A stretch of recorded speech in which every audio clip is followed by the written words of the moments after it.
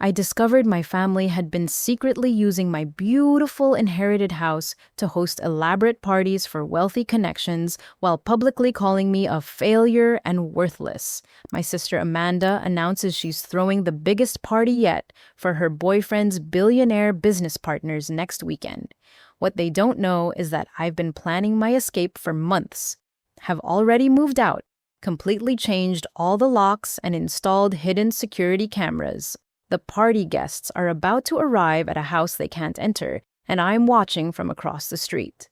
My name is Jeanette, and 2 years ago, my world changed when my beloved grandmother passed away and left me her stunning Victorian mansion in Hillcrest, one of the most prestigious neighborhoods in our city.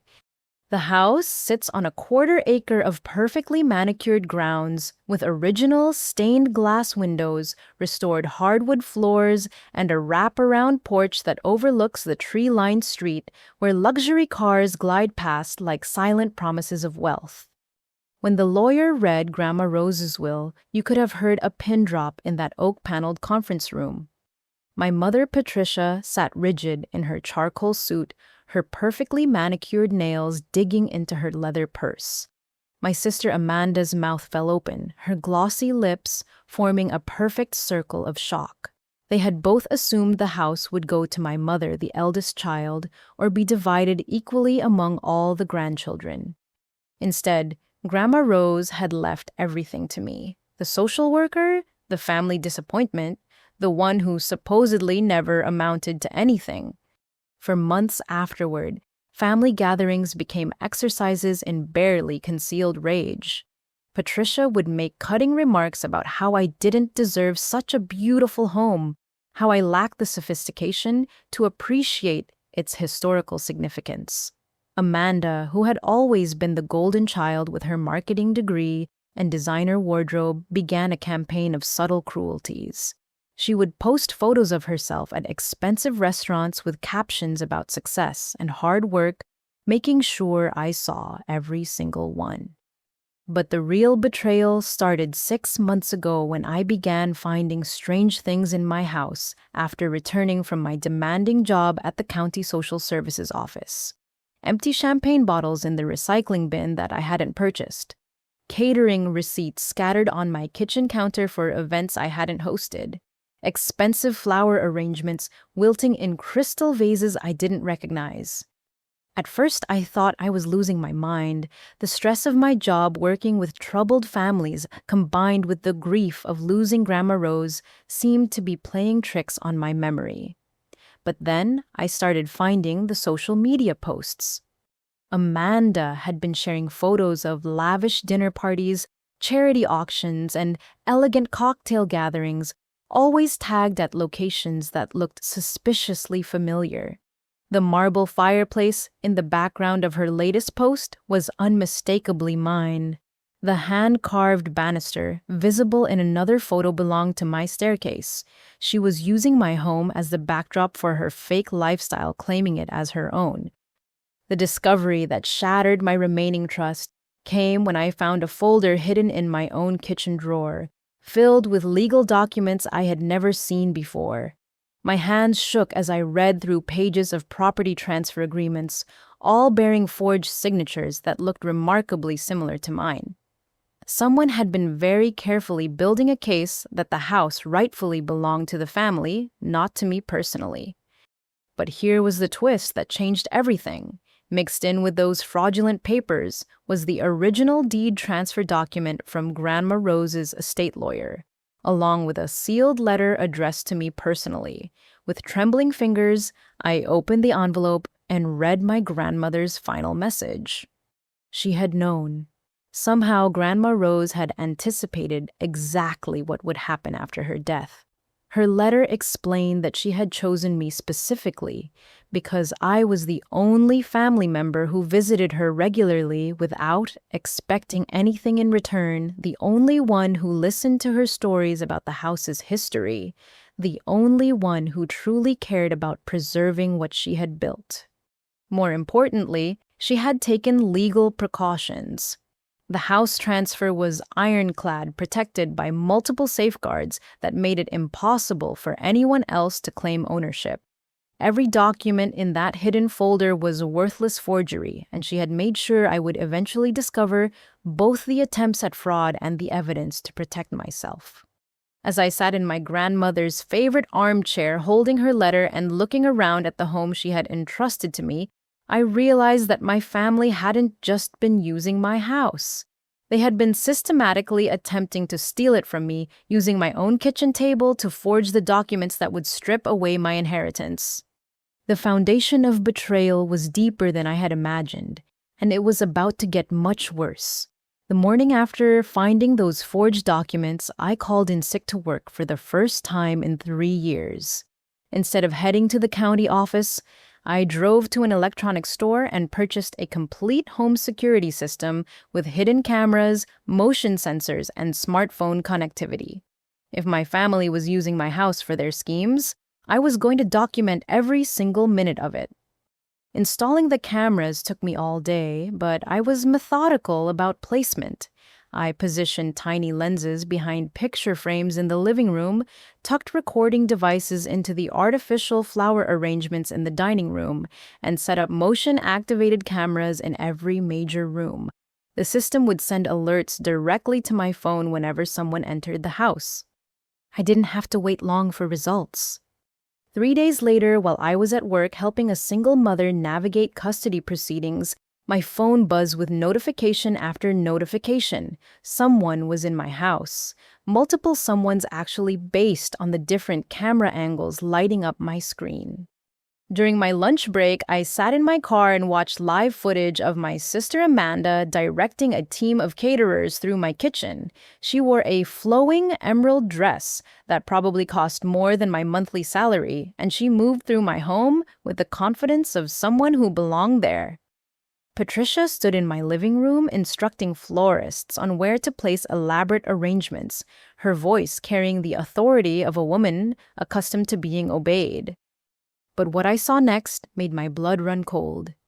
Amanda was handing out business cards to the caterers, and I managed to zoom in enough to read the text, Madison Family Estate, exclusive event hosting, historic Victorian venue.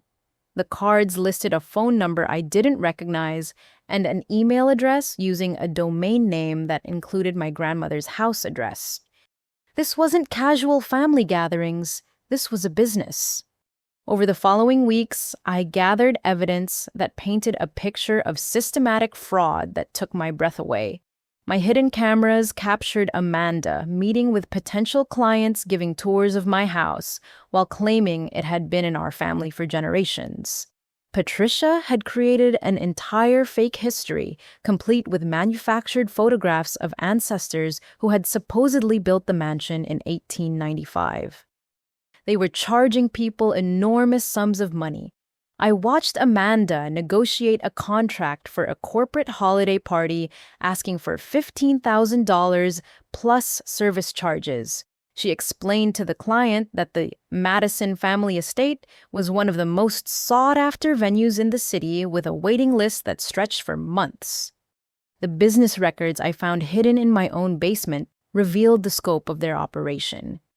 Over the past year, they had hosted dozens of events, engagement parties for wealthy couples, charity fundraisers for prominent organizations, intimate business dinners for executives, and anniversary celebrations for established families. Every single event had been held in my home, with my family collecting payment for a service they had no right to provide. The financial records showed payments totaling over $200,000, none of which had been reported as income on any tax forms. They had been running an illegal, unreported business using my property as the primary asset, all while treating me like a burden they couldn't wait to dispose of. But the discovery that changed everything came when I intercepted a phone call that Amanda thought was private. She was standing in my kitchen, speaking in low tones to someone about an upcoming event that would be different from all the others. This wasn't just another wealthy client booking the venue for a standard celebration. This was something that would establish the Madison family permanently in the upper echelons of society. Amanda's voice carried a mixture of excitement and nervousness as she explained that she had landed the biggest client of their entire operation. A hotel empire family worth billions was considering a long-term business partnership, and they wanted to host their first event at the Madison estate to evaluate the family's credibility and social standing. The amount of money involved wasn't just thousands of dollars for a single event. This was a contract worth millions spanning multiple years for exclusive hosting rights at what these wealthy clients believed was the Madison family's ancestral home. My family had built their fraudulent business to the point where they were attracting the attention of legitimate billionaires, and they were about to use my grandmother's house to deceive people with the resources to destroy them completely when the truth inevitably came to light. As I listened to Amanda's excited planning, I realized that this situation had grown far beyond simple family betrayal. They were about to commit fraud against people with the money and connections to ensure serious legal consequences, and they were going to do it using the home my grandmother had specifically entrusted to me. The surveillance had revealed that my family wasn't just using my house. They were building an empire of lies on my foundation, and they were about to make the biggest mistake of their lives. 2 weeks after setting up my surveillance system, I was working late at the county office when my phone exploded with alerts from the cameras. Every single motion sensor in the house had activated simultaneously, which meant my family was hosting something big. I watched the live feeds as luxury cars pulled into my driveway and elegantly dressed people entered my home carrying expensive gifts and flower arrangements. This wasn't another business meeting. This was a celebration, and I wasn't invited to whatever they were celebrating in my own house. I waited until the festivities ended and all the guests had departed before reviewing the recorded footage. What I discovered made me realize that everything I thought I knew about my family's deception was just the beginning of something much more elaborate and sinister. The gathering had been an intimate dinner party for 12 people, but these weren't ordinary clients booking venue space. These were potential in-laws. I watched Amanda introduce Patricia to an older couple whose clothing and jewelry suggested serious wealth, referring to Patricia as the matriarch of our family estate, and gesturing proudly at my grandmother's antique furnishings as though they represented generations of Madison family prosperity. The man was distinguished with silver hair and a custom-tailored suit that probably cost more than my car. The woman wore diamonds that caught the light from my grandmother's crystal chandelier, and her posture suggested someone accustomed to the finest things in life. Amanda treated them with a deference I had never seen from her before, hanging on their every word and ensuring their wine glasses never emptied. But the conversation I overheard through my hidden microphones revealed the true scope of Amanda's plan. She was engaged, not just dating someone casually, but actually engaged to be married to Bradley, the son of this wealthy couple who owned a chain of luxury hotels across 3 states. The entire dinner party had been designed to showcase the Madison family's supposed wealth and social standing to her future in-laws, convincing them that Amanda came from the kind of established family that would be a suitable match for their heir. The lies Amanda told throughout the evening were breathtaking in their audacity. She claimed that our great-great-grandfather had built the mansion using profits from railroad investments in the early 1900s. She explained that the family had always been involved in hospitality and event management, suggesting that their wedding reception business was a natural extension of generations of experience entertaining distinguished guests. Patricia had prepared for this performance by commissioning fake family portraits that now hung in my dining room, showing elaborately dressed people from different historical periods who supposedly represented our ancestors. She had even hired genealogy researchers to create a fictional family tree connecting the Madisons to prominent historical figures, complete with documentation that would satisfy casual investigation.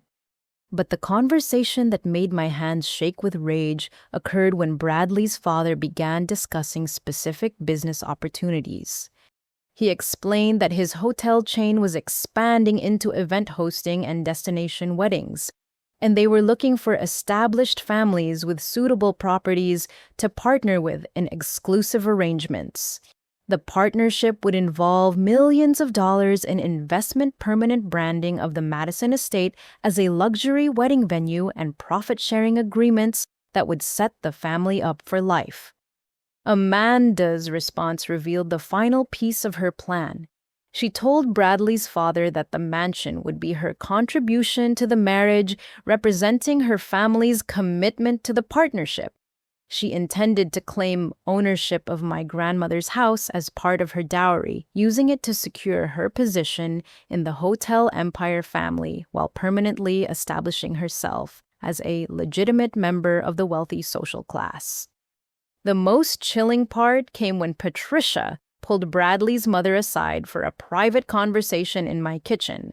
I heard Patricia explain that they had been carefully preparing for this partnership by operating a smaller event, hosting business to gain experience and establish their reputation. She claimed that dozens of successful events had already been held at the estate, with glowing testimonials from satisfied clients who praised both the venue's beauty and the family's professionalism. Everything they had done over the past year, every fraudulent event they had hosted, every lie they had told to clients had been building toward this moment. They hadn't just been running a scam for quick money, they had been creating a foundation of credibility that would allow them to deceive billionaires and steal my inheritance permanently. As the evening wound down, I watched Amanda walk Bradley's parents to their car, promising that the engagement announcement and wedding planning would showcase the very best of what the Madison family estate could offer. She assured them that her family's reputation and the property's historical significance would attract the most discerning clients to their future business partnership. After the guests departed, Amanda and Patricia remained in my kitchen, counting money and reviewing contracts. I realized they had already received an advance payment from Bradley's family for exclusive hosting rights, and they were planning to use that money to fund an elaborate engagement party that would convince even more wealthy families to invest in their fraudulent operation. They had turned my grief over losing my grandmother into an opportunity to build an empire of lies, and they were planning to announce Amanda's engagement in the house that represented everything my grandmother had worked to build and preserve. The ultimate humiliation wasn't just that they were using my home without permission. They were preparing to steal it from me, completely using forged documents and fabricated family history to convince powerful people that I had no legitimate claim to my own inheritance. But what they didn't know was that I had been documenting everything, and I was about to turn their greatest triumph into their complete destruction. The morning after Amanda's dinner party with the hotel family, I took a personal day and spent 8 hours researching everything I could find about Bradley's parents and their business empire. What I discovered made me realize that my family had chosen the worst possible targets for their fraud. Harrison Hotels wasn't just a regional chain. It was a publicly traded company with locations in 15 states, annual revenues exceeding $500 million, and a legal department known for pursuing fraud cases to the full extent of the law. Bradley's father, William Harrison, had built his reputation by acquiring distressed properties and turning them into luxury destinations, which meant he had extensive experience investigating property ownership and business legitimacy. More importantly, the Harrison family had recently been featured in financial magazines for their aggressive stance against business fraud. They had successfully prosecuted multiple cases of vendors who attempted to deceive them with fake credentials or inflated capabilities, recovering millions in damages and ensuring criminal prosecution for the perpetrators. My family wasn't just planning to defraud wealthy people, they were targeting a family with the resources and motivation to destroy them completely when the truth came out. This realization crystallized my plan. Instead of simply confronting Amanda and Patricia about their illegal activities, I was going to let them walk directly into a trap of their own making, ensuring that justice was served and that I could reclaim my life and my property permanently. I began by quietly moving my belongings out of the house. Each day after work, I transported a few boxes of personal items to a small apartment I had rented across the street from the mansion. The apartment was on the second floor with a perfect view of my grandmother's front door, and the elderly landlord, Mrs. Chen, had been happy to rent to someone who worked for the county and could provide excellent references. Moving out was emotionally devastating. Every item I packed represented a memory with my grandmother: the hand-knitted blankets she had made for my birthday, the photo albums documenting our Saturday afternoon visits, the recipe cards she had written in her careful handwriting for the cookies we baked together during my childhood. I cried as I wrapped her favorite teacups in newspaper, knowing that my family would probably sell or discard these irreplaceable mementos without a second thought. But I also discovered things that strengthened my resolve. Hidden in my grandmother's bedroom closet, I found a wooden box containing legal documents that revealed she had been monitoring my family's behavior for years before her death. She had written detailed notes about Patricia's manipulative treatment of family members, Amanda's sense of entitlement, and their obvious expectation that they would inherit her property despite rarely visiting or showing genuine care for her well-being.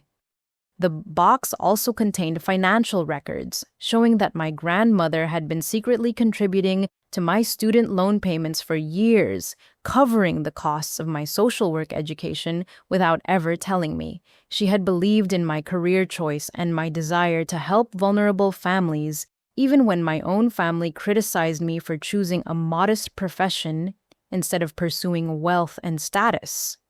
As I moved through her belongings, I found evidence that my grandmother had anticipated exactly what would happen after her death. She had installed security cameras of her own in hidden locations throughout the house, and she had documented my family's increasing pressure on her to change her will. The footage she had preserved showed Patricia and Amanda making regular visits during her final months, not to spend time with her, but to photograph her possessions and discuss which items they planned to claim after her passing. While continuing to document my family's fraudulent activities, I also began researching the legal implications of their actions.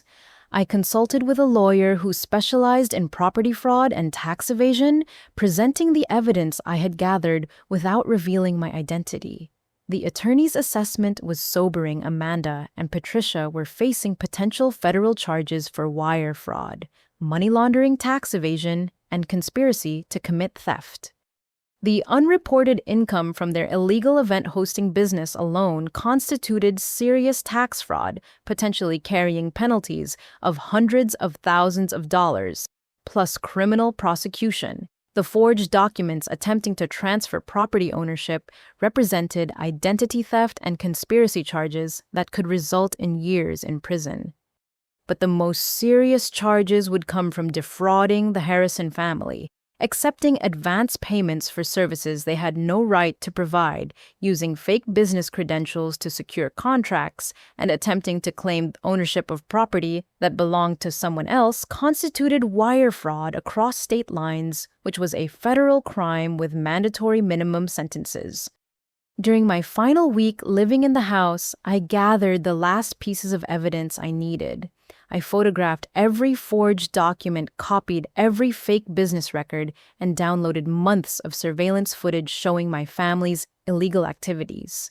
I also discovered that they had been forging my signature on various documents for over a year, including contracts with vendors and agreements with clients that legally obligated me to provide services I had never agreed to offer. The scope of their fraud was staggering. They had essentially stolen my identity along with my property, creating a fictional version of my consent to legitimize their criminal enterprise. My surveillance system also revealed the final shocking detail that convinced me they were beyond redemption. Amanda and Patricia had already spent the $50,000 advance payment they received from the Harrison family. The money had gone toward designer clothing, expensive jewelry, a luxury car lease, and deposits for additional fraudulent business ventures they were planning to launch using other properties they intended to claim through similar schemes. They weren't just criminals. They were criminals who had spent money they couldn't pay back, which meant they were trapped in their lies and would be forced to continue the deception even if they wanted to stop. On my last night in my grandmother's house, I sat in her favorite armchair and read through her final letter one more time. She had written that she trusted me to protect what she had built and to use her gift wisely to build a better life. She had also written that she hoped I would find the strength to stand up to family members who tried to take advantage of my kindness.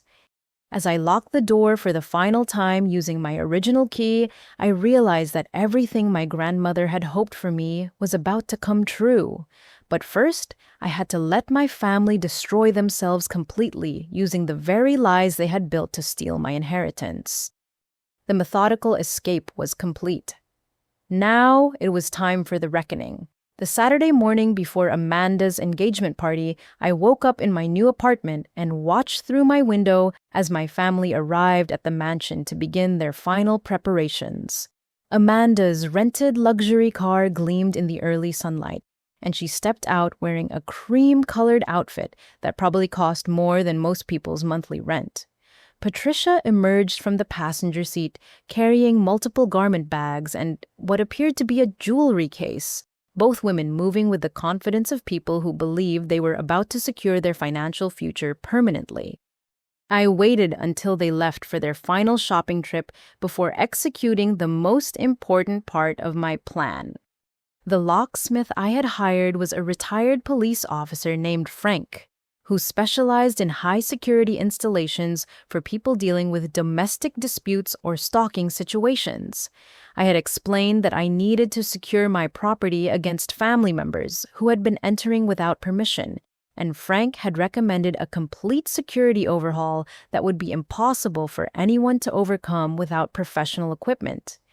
Frank worked methodically, replacing every lock in the house with high-grade deadbolts that required special keys impossible to duplicate without authorization. He installed new locks on the front door, back door, side entrance, basement access, and even the windows that were large enough for someone to climb through. He also disabled the garage door opener and changed the security code on the system that controlled it. While Frank worked on the physical security, I upgraded the electronic surveillance system with additional cameras that provided complete coverage of every approach to the house.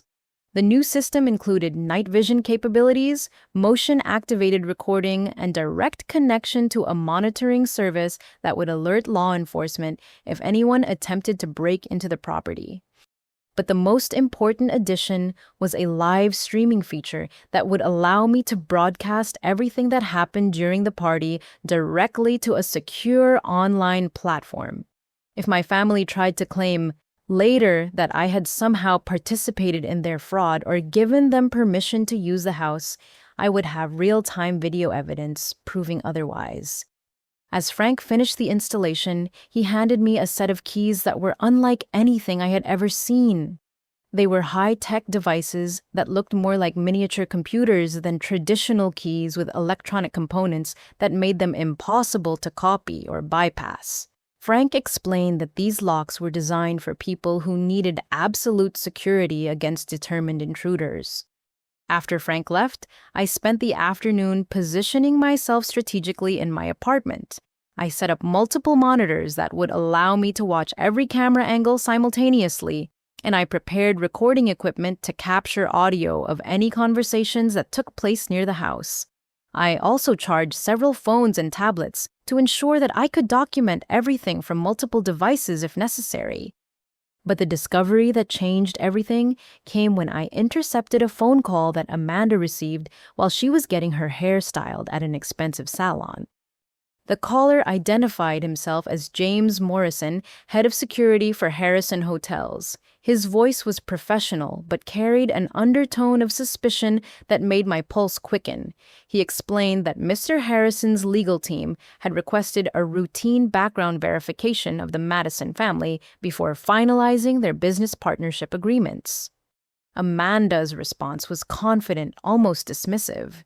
She assured Morrison that any investigation would confirm the family's excellent reputation and long history of successful event management. She even suggested that he speak directly with previous clients who could provide testimonials about their experiences at the Madison estate.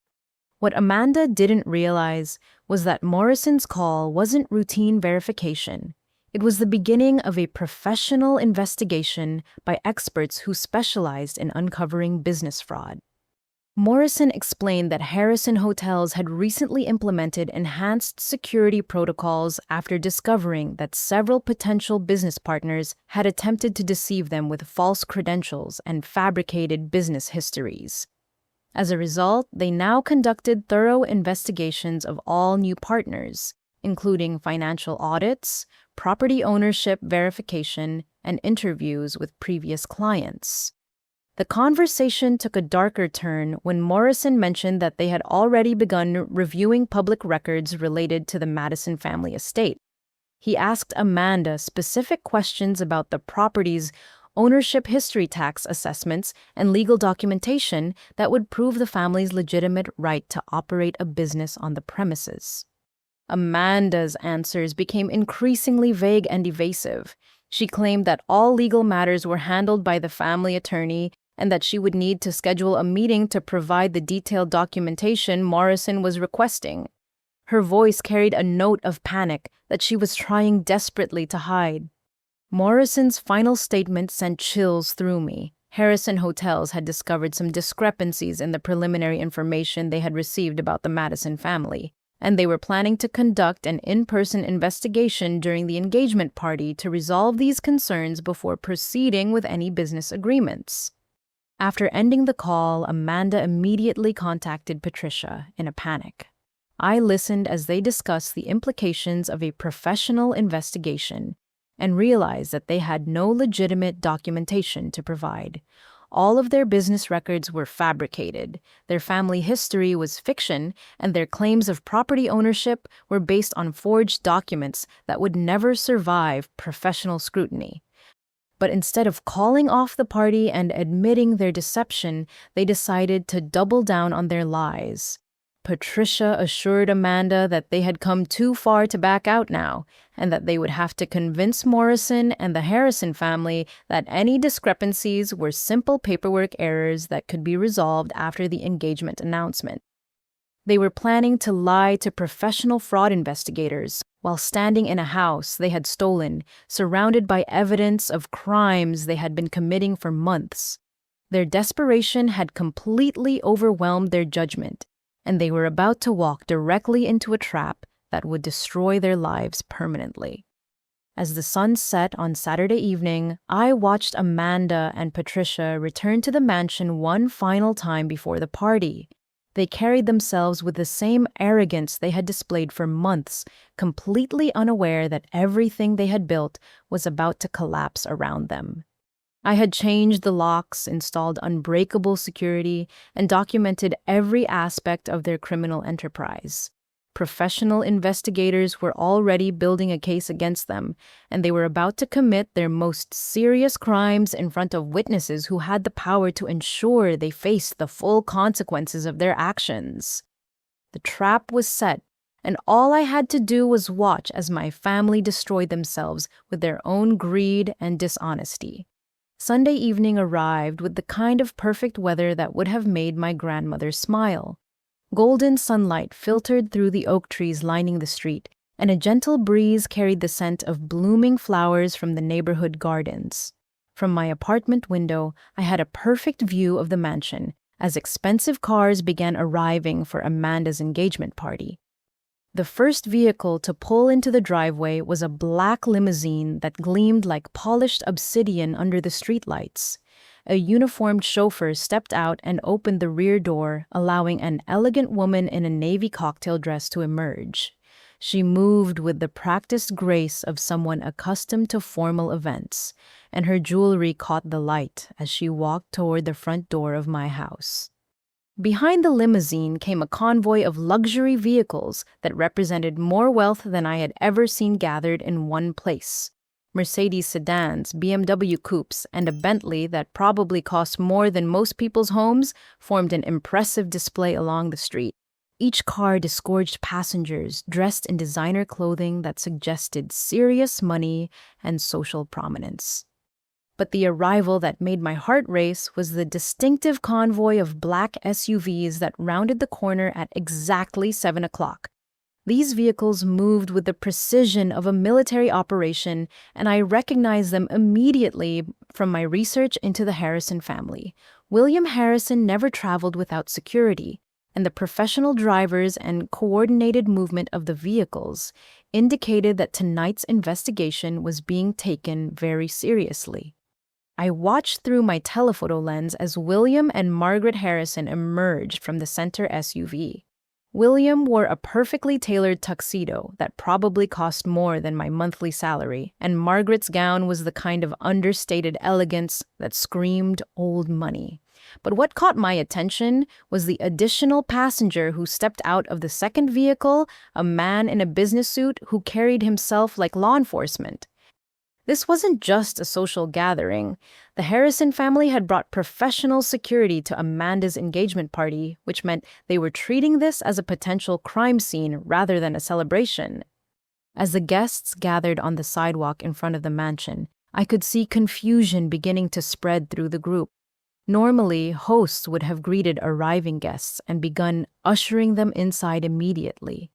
Instead, the wealthy attendees found themselves standing on the street, checking their expensive watches and exchanging puzzled glances. My phone buzzed with a text message from an unknown number. "Ms. Madison, this is Agent Sarah Chen with Harrison Hotel's Security Division. We've been monitoring your family's business activities and would like to coordinate with you this evening to ensure proper documentation of any illegal activities. Please call the number below when convenient." My hands trembled as I realized that Harrison Hotels hadn't just hired private investigators. They had brought federal agents to the party, and somehow they already knew that I was the legitimate owner of the property and the victim of my family's fraud. But before I could process this revelation fully, Amanda's rented luxury car pulled up to the house with Patricia in the passenger seat. Both women stepped out wearing designer gowns that transformed them into elegant socialites, completely confident in their ability to pull off the performance of their lives. Amanda wore a stunning red dress that hugged her figure perfectly, with diamond earrings that sparkled under the streetlights. Her hair was styled in an elaborate updo that had probably taken hours to create, and her makeup was flawless. Patricia had chosen a sophisticated black cocktail dress with a string of pearls that gave her the appearance of established wealth and refined taste. They approached the gathered guests with warm smiles and gracious apologies for the slight delay, explaining that they were waiting for the catering staff to complete their final preparations inside. Amanda moved through the crowd like a practiced hostess, greeting each guest personally and ensuring that everyone felt welcomed and appreciated. But I could see the tension in their posture as they approached the front door of the house. Amanda inserted her key with the confidence of someone who belonged there, fully expecting to usher her guests into the elegant interior where they had planned to announce her engagement and secure their criminal enterprise permanently. The key didn't turn. Amanda tried again, applying more pressure and jiggling the key in a way that suggested she thought the lock was simply sticking. When that didn't work, she tried her backup key, then the key to the side entrance, then the spare key they had hidden under a decorative flower pot. Nothing worked. I watched through my camera feeds as confusion turned to concern, and concern began to transform into panic. Patricia stepped forward to try her own keys, but the results were identical. The locks I had installed were completely impervious to their old keys, and there was absolutely no way for them to gain entry to the house. The wealthy guests began murmuring among themselves, clearly uncomfortable with the unprecedented situation of being locked out of a party they had been invited to attend. William Harrison stepped forward and asked Amanda directly if there was a problem with the venue, his tone carrying the authority of someone accustomed to having his questions answered immediately and honestly. Amanda's response revealed just how unprepared she was for this scenario. She laughed nervously and claimed that there must be a problem with the electronic lock system, suggesting that they were waiting for a technician to resolve the technical difficulties. She assured everyone that the situation would be sorted out momentarily and that they could begin the celebration as soon as the door was opened. But Margaret Harrison's question cut through Amanda's explanation like a knife. "Dear, are you certain you have the correct address? This is quite unusual for a family hosting an event in their own home." The implication was clear. The Harrison family was already suspicious, and Amanda's inability to enter the house was confirming their worst suspicions about the legitimacy of the entire operation. I could see sweat beginning to form on Amanda's forehead despite the cool evening air, and Patricia's calm composure was starting to crack under the pressure of maintaining their lies in front of people who clearly possessed the resources and connections to destroy them if they discovered the truth. Agent Chen's follow-up text message confirmed that law enforcement was already documenting everything. "We have visual confirmation of attempted and unauthorized entry. Please remain in a safe location while we allow the situation to develop naturally." The guests were about to witness the complete collapse of my family's criminal enterprise, and I had a front row seat to watch justice finally being served. Amanda stood frozen in front of the door for a moment that stretched into eternity, her designer dress suddenly seeming like a costume in a play where she had forgotten her lines. The assembled guests watched with growing discomfort as she fumbled through her purse for additional keys, her perfectly manicured fingers shaking slightly as she tried each one in succession. "There must be some mistake," Amanda announced to the crowd, her voice carrying a forced brightness that couldn't quite mask her rising panic.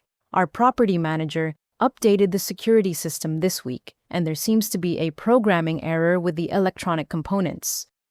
Patricia stepped forward to support her daughter's explanation, addressing the guests with the practiced authority she had cultivated over months of deception.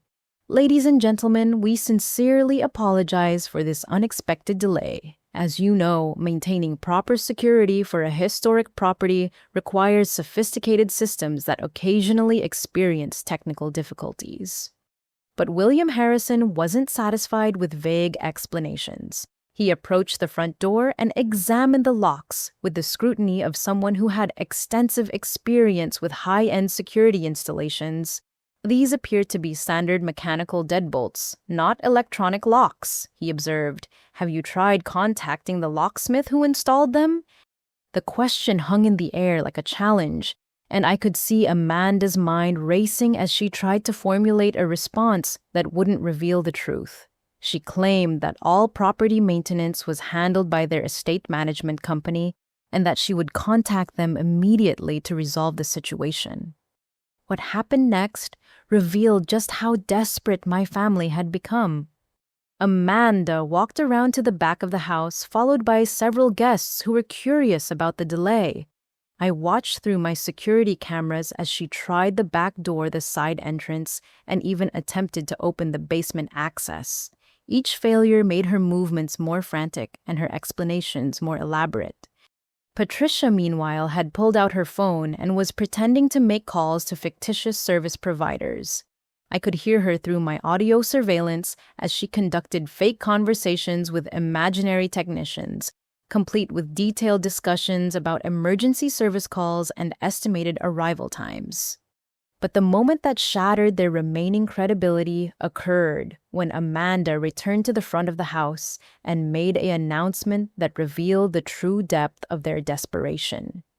"I'm afraid we're going to need to move this evening's celebration to our backup venue," Amanda declared, her voice now clearly strained despite her attempts to maintain composure. "The Oak Ridge Country Club has agreed to accommodate our party on short notice, and we can continue our engagement announcement there." The suggestion was met with stunned silence from the assembled guests. Margaret Harrison spoke first, her tone polite but unmistakably incredulous. "Dear, surely you're not suggesting that we abandon your family estate for a country club. This is your engagement party, and your guests have come specifically to see your home." William Harrison's security detail had been quietly observing the entire situation, and I noticed that they had positioned themselves strategically around the property perimeter. These weren't just bodyguards, they were investigators gathering evidence, and they were clearly documenting every aspect of Amanda and Patricia's increasingly desperate behavior.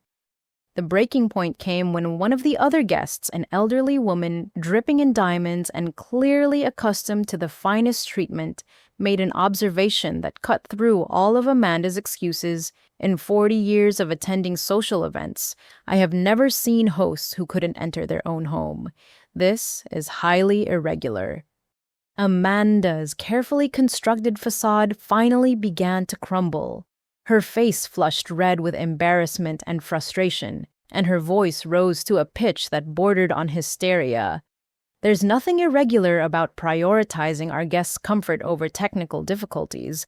The Oak Ridge Country Club offers superior catering facilities and more convenient parking." But Patricia, recognizing that their lies were falling apart, made a decision that transformed their fraud into something much more serious. She walked deliberately to the front garden, selected a decorative stone from my grandmother's carefully maintained rock border, and announced her intention to break a window to gain entry to the house. "We're not going to let a malfunctioning lock ruin our daughter's special evening," she declared. "This is our family home, and we have every right to enter it by any means necessary." The guests watched in horrified fascination as Patricia approached the large front window, raising the stone above her head, with clear intent to smash through the glass. William Harrison stepped forward and attempted to intervene, suggesting that property damage was unnecessary and that they should wait for professional assistance. But Patricia was beyond reason. Months of building lies had led to this moment, and she was determined to maintain their deception regardless of the consequences. "This is Madison family property," she shouted, "and no one is going to prevent us from entering our own home." She brought the stone down against the window with all her strength. The impact triggered every security alarm I had installed, creating a cacophony of sirens and flashing lights that could be heard for blocks. The sound was deafening, and the wealthy guests immediately began backing away from the house in alarm and confusion. But Patricia had accomplished her goal. The window was shattered, and she began climbing through the opening, cutting her arms on the broken glass in her determination to get inside the house and open the front door for her guests. What she didn't know was that the moment she broke that window, she had committed felony breaking and entering in front of multiple witnesses, including federal investigators who were recording every second of her criminal behavior. The sirens grew louder as police vehicles approached the neighborhood, summoned automatically by the security system that Patricia had just triggered. In less than 5 minutes, my family had transformed their engagement party into a crime scene, and they had done it in front of the very people they had been trying to impress. As Patricia struggled through the broken window, bleeding and cursing, I realized that the foundation of their lies had finally collapsed completely. They were about to face the full consequences of their crimes, and there was no longer any way for them to escape the justice they had brought upon themselves. The moment Patricia disappeared through the broken window, the elegant gathering on my front lawn transformed into chaos. The security alarms continued their ear-splitting wail, and the flashing emergency lights painted the entire scene in alternating red and blue that made everyone look like actors in a surreal crime drama. William Harrison immediately took control of the situation with the authority of someone accustomed to managing crises. He instructed his security team to document everything while directing the other guests to move away from the house for their own safety. Margaret Harrison ushered the elderly guests toward their vehicles, her face a mask of aristocratic disapproval that spoke volumes about what this incident meant for any future business relationships.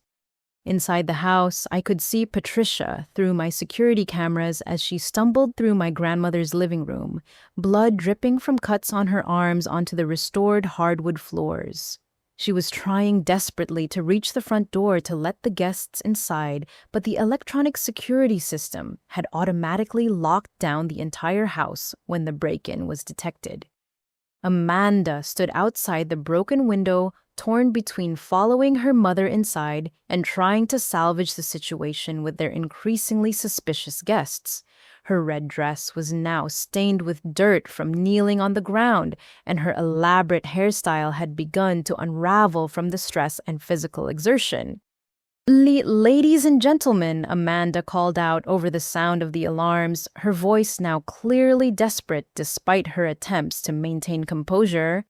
I sincerely apologize for this unprecedented situation. My mother is simply trying to access our home security panel to disable the malfunctioning alarm system. But her explanation satisfied no one. The guests exchanged glances that ranged from bewilderment to disgust, and several of them began making phone calls that were clearly arrangements for immediate departure. A society event that ended with broken windows and police sirens was not the kind of gathering that enhanced anyone's social standing. Agent Chen approached William Harrison and identified herself quietly, showing credentials that I couldn't see clearly through my telephoto lens, but that obviously carried significant authority. Their conversation was brief and professional, and I saw Harrison nod several times before gesturing toward the house where Patricia was still struggling to open the front door. The police sirens grew louder, and within minutes, 3 patrol cars and an ambulance had arrived on the scene. The officers approached the situation with the systematic efficiency of professionals who had dealt with similar domestic disturbances countless times before. But what happened next revealed that this was no ordinary family dispute.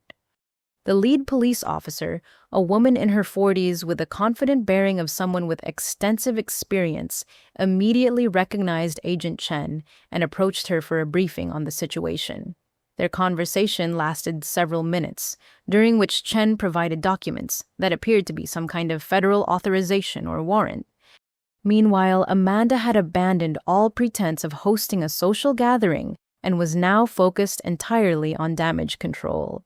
She approached William Harrison directly, her voice pleading as she tried to explain away the evening's disasters. Mr. Harrison, I can assure you that this is simply an unfortunate technical malfunction combined with my mother's determination to ensure that our guests receive the hospitality they deserve, Amanda said, gesturing toward the broken window as though it were a minor inconvenience. Once we resolve these temporary difficulties, we can proceed with our engagement announcement and discuss the exciting business opportunities we've prepared to share with you. William Harrison's response was measured but unmistakably final. Ms. Madison, I'm afraid Harrison Hotels cannot associate with individuals or families who demonstrate such concerning judgment and questionable business practices. We will be terminating any preliminary agreements and requesting the immediate return of all advance payments. The words hit Amanda like physical blows. Her face went pale and she staggered backward as though she had been struck. The $50,000 they had already spent was money they couldn't return, and the business partnership that was supposed to secure their financial future had just evaporated in front of 24 witnesses. Please, Mr. Harrison.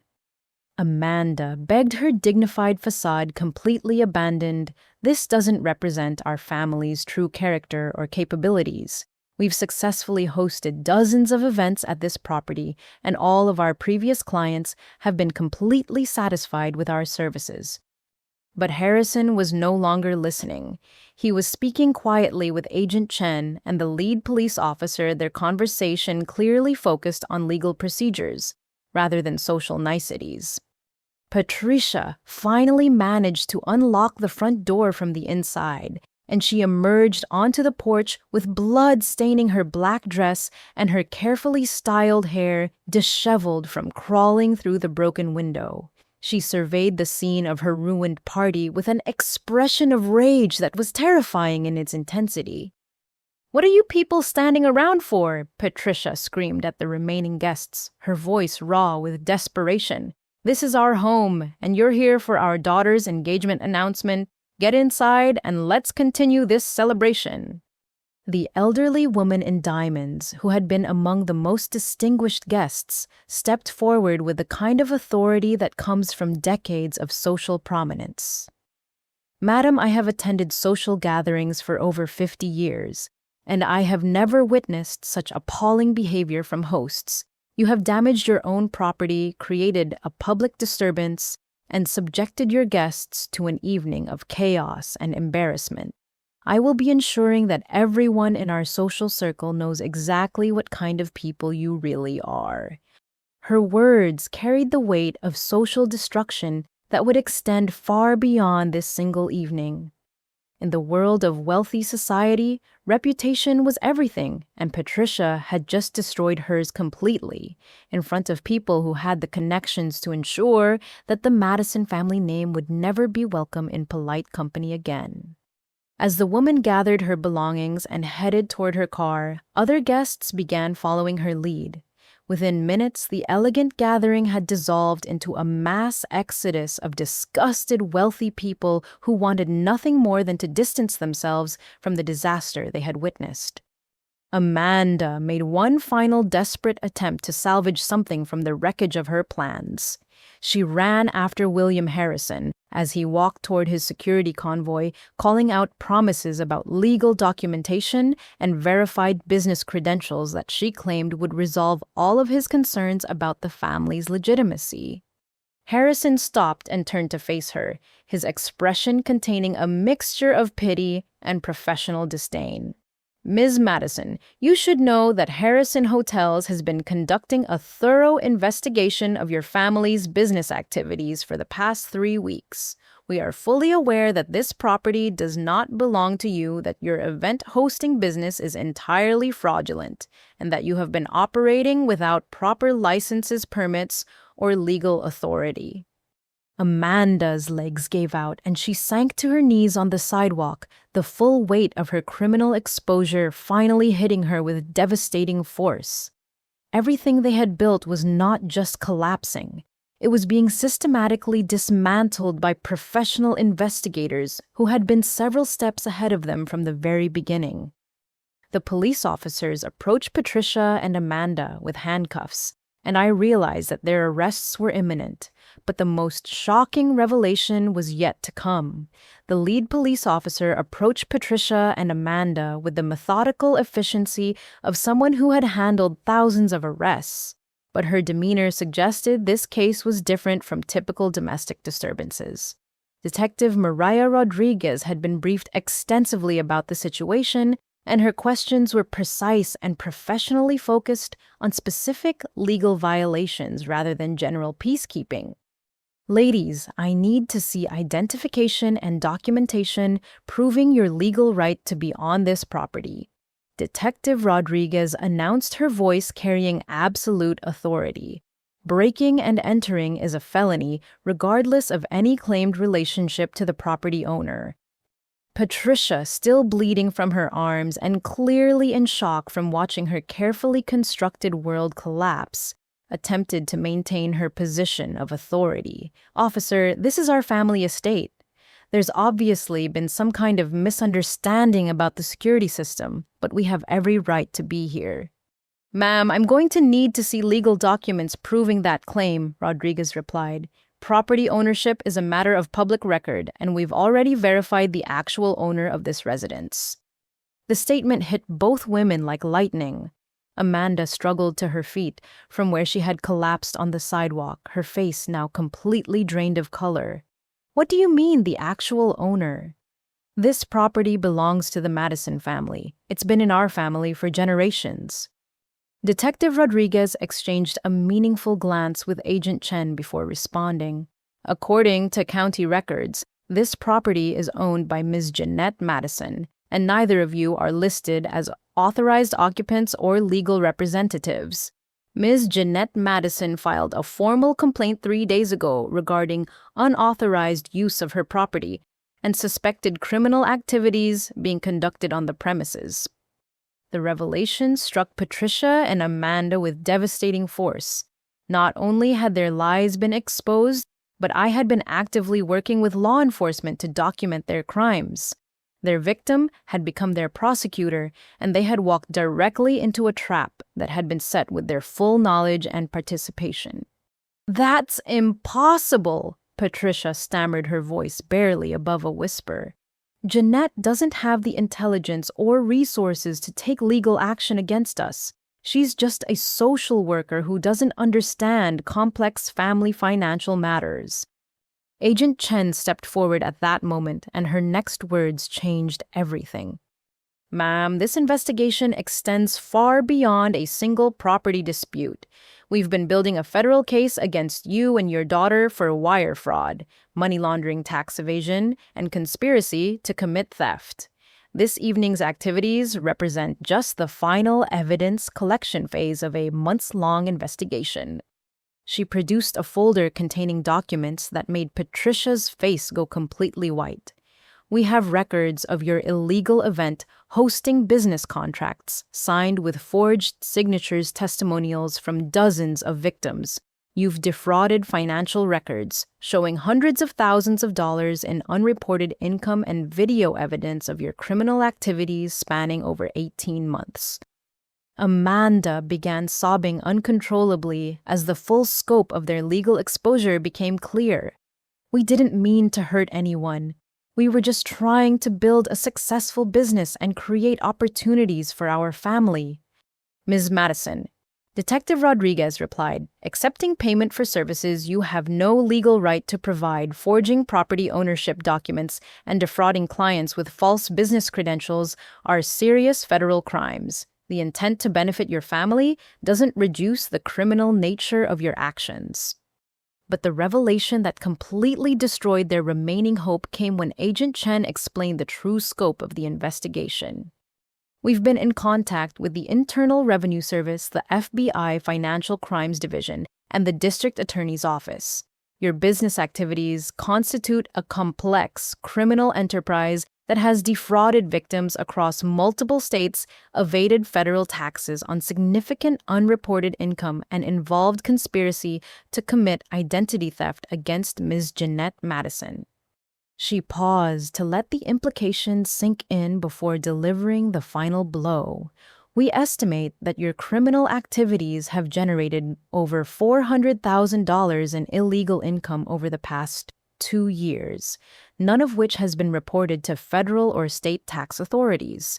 The penalties for tax evasion alone will exceed the total amount you've stolen, and that's before considering the criminal prosecution for fraud and conspiracy charges."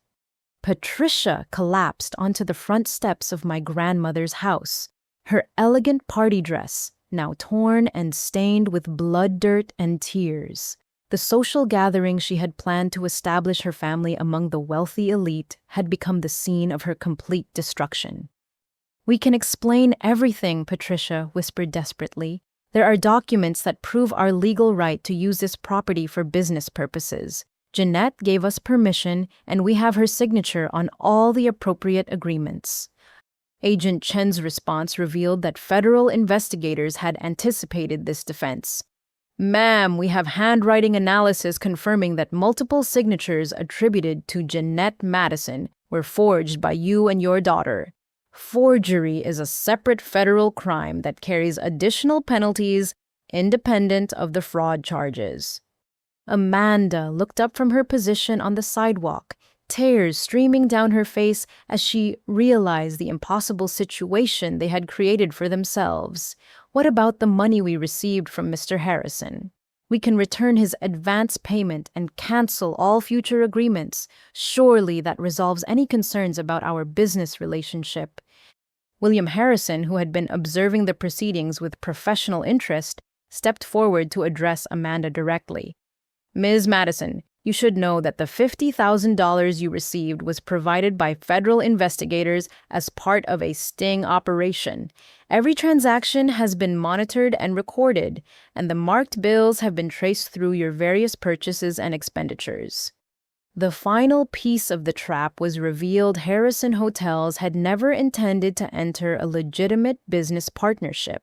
They had been working with federal law enforcement from the beginning, providing the resources and credibility necessary to document the full extent of Amanda and Patricia's criminal enterprise.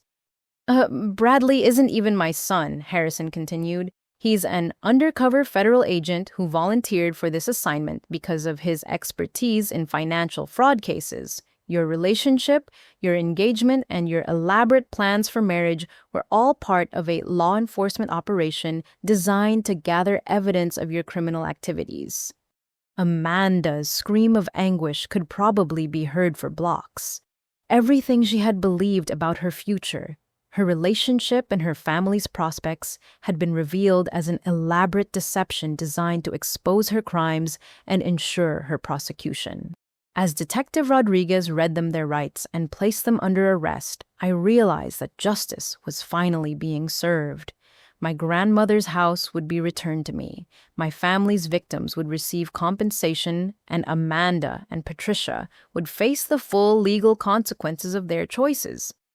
The investigation had revealed not just their crimes against me, but a pattern of criminal behavior that had destroyed the financial security of dozens of innocent families.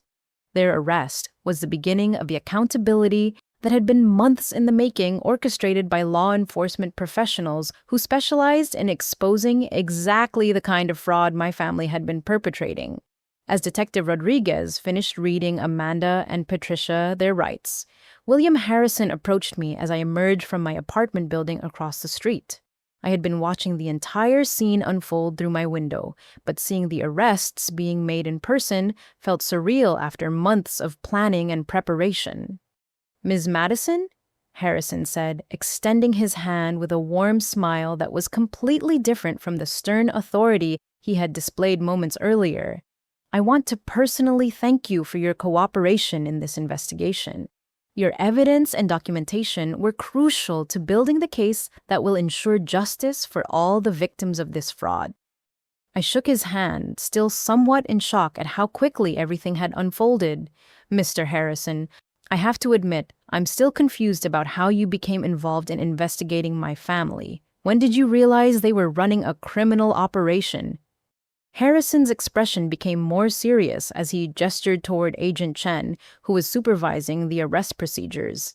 "Ms. Madison, I should clarify something important. Harrison Hotels has been working with federal law enforcement for over 6 months on a much larger investigation into luxury service fraud targeting wealthy families. Your sister and mother weren't our primary targets initially, but they became persons of interest when multiple victims reported similar schemes involving fraudulent event hosting services. The revelation that this investigation extended far beyond my family's crimes was both shocking and oddly comforting. Amanda and Patricia hadn't just been stealing from me, they had been part of a broader pattern of criminal activity that law enforcement had been working to expose. We received complaints from families in 7 different states. Harrison continued, all reporting similar experiences with event hosting services that used properties they didn't actually own, forged documents to establish credibility, and disappeared with advance payments after providing substandard or non-existent services. Agent Chen joined our conversation, carrying a thick folder of documents that represented months of investigative work. "Ms. Madison, your family's operation was more sophisticated than most of the fraudulent businesses we typically encounter. They had created an entire fictional business infrastructure complete with fake testimonials, manufactured family history, and forged legal documentation that would have fooled casual investigation. She opened the folder to reveal photographs, financial records, and legal documents that painted a comprehensive picture of criminal enterprise. What made them particularly dangerous was their ability to target wealthy clients who had the resources to pay substantial fees upfront. Most fraud operations focus on smaller amounts from multiple victims, but your sister and mother were stealing tens of thousands of dollars from individual families. The scope of their crimes was staggering. Agent Chen explained that Amanda and Patricia had been operating under multiple business names across different regions, sometimes claiming to own properties that belonged to other people, sometimes renting venues and then disappearing with client payments before providing any services. The Harrison Hotel's connection came about because we needed a credible wealthy family to serve as bait for the largest fraudulent operations, Harrison explained. When your family reached out to us claiming to own a historic estate suitable for high-end corporate events, we immediately recognized the pattern we had been investigating. But the revelation that completely changed my understanding of the situation came when Harrison explained the true identity of Bradley, the man Amanda believed she was engaged to marry. Bradley is actually Special Agent Bradley Morrison, one of the FBI's most experienced undercover investigators specializing in financial fraud cases, Harrison said. He volunteered for this assignment because your sister and mother's operation had become one of the most successful and damaging fraud schemes we had encountered. Agent Chen added, Agent Morrison spent 3 months building a relationship with your sister, documenting her criminal activities, and gathering evidence of the full scope of their illegal business operations. Every conversation, every planning meeting, and every criminal conspiracy was recorded and documented. The implications were staggering.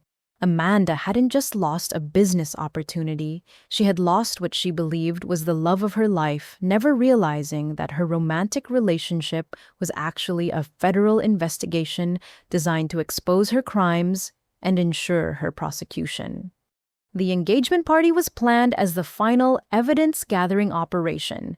Harrison continued, we needed to document your family's willingness to commit serious crimes in front of multiple witnesses, including breaking and entering fraud and conspiracy charges that would ensure significant prison sentences.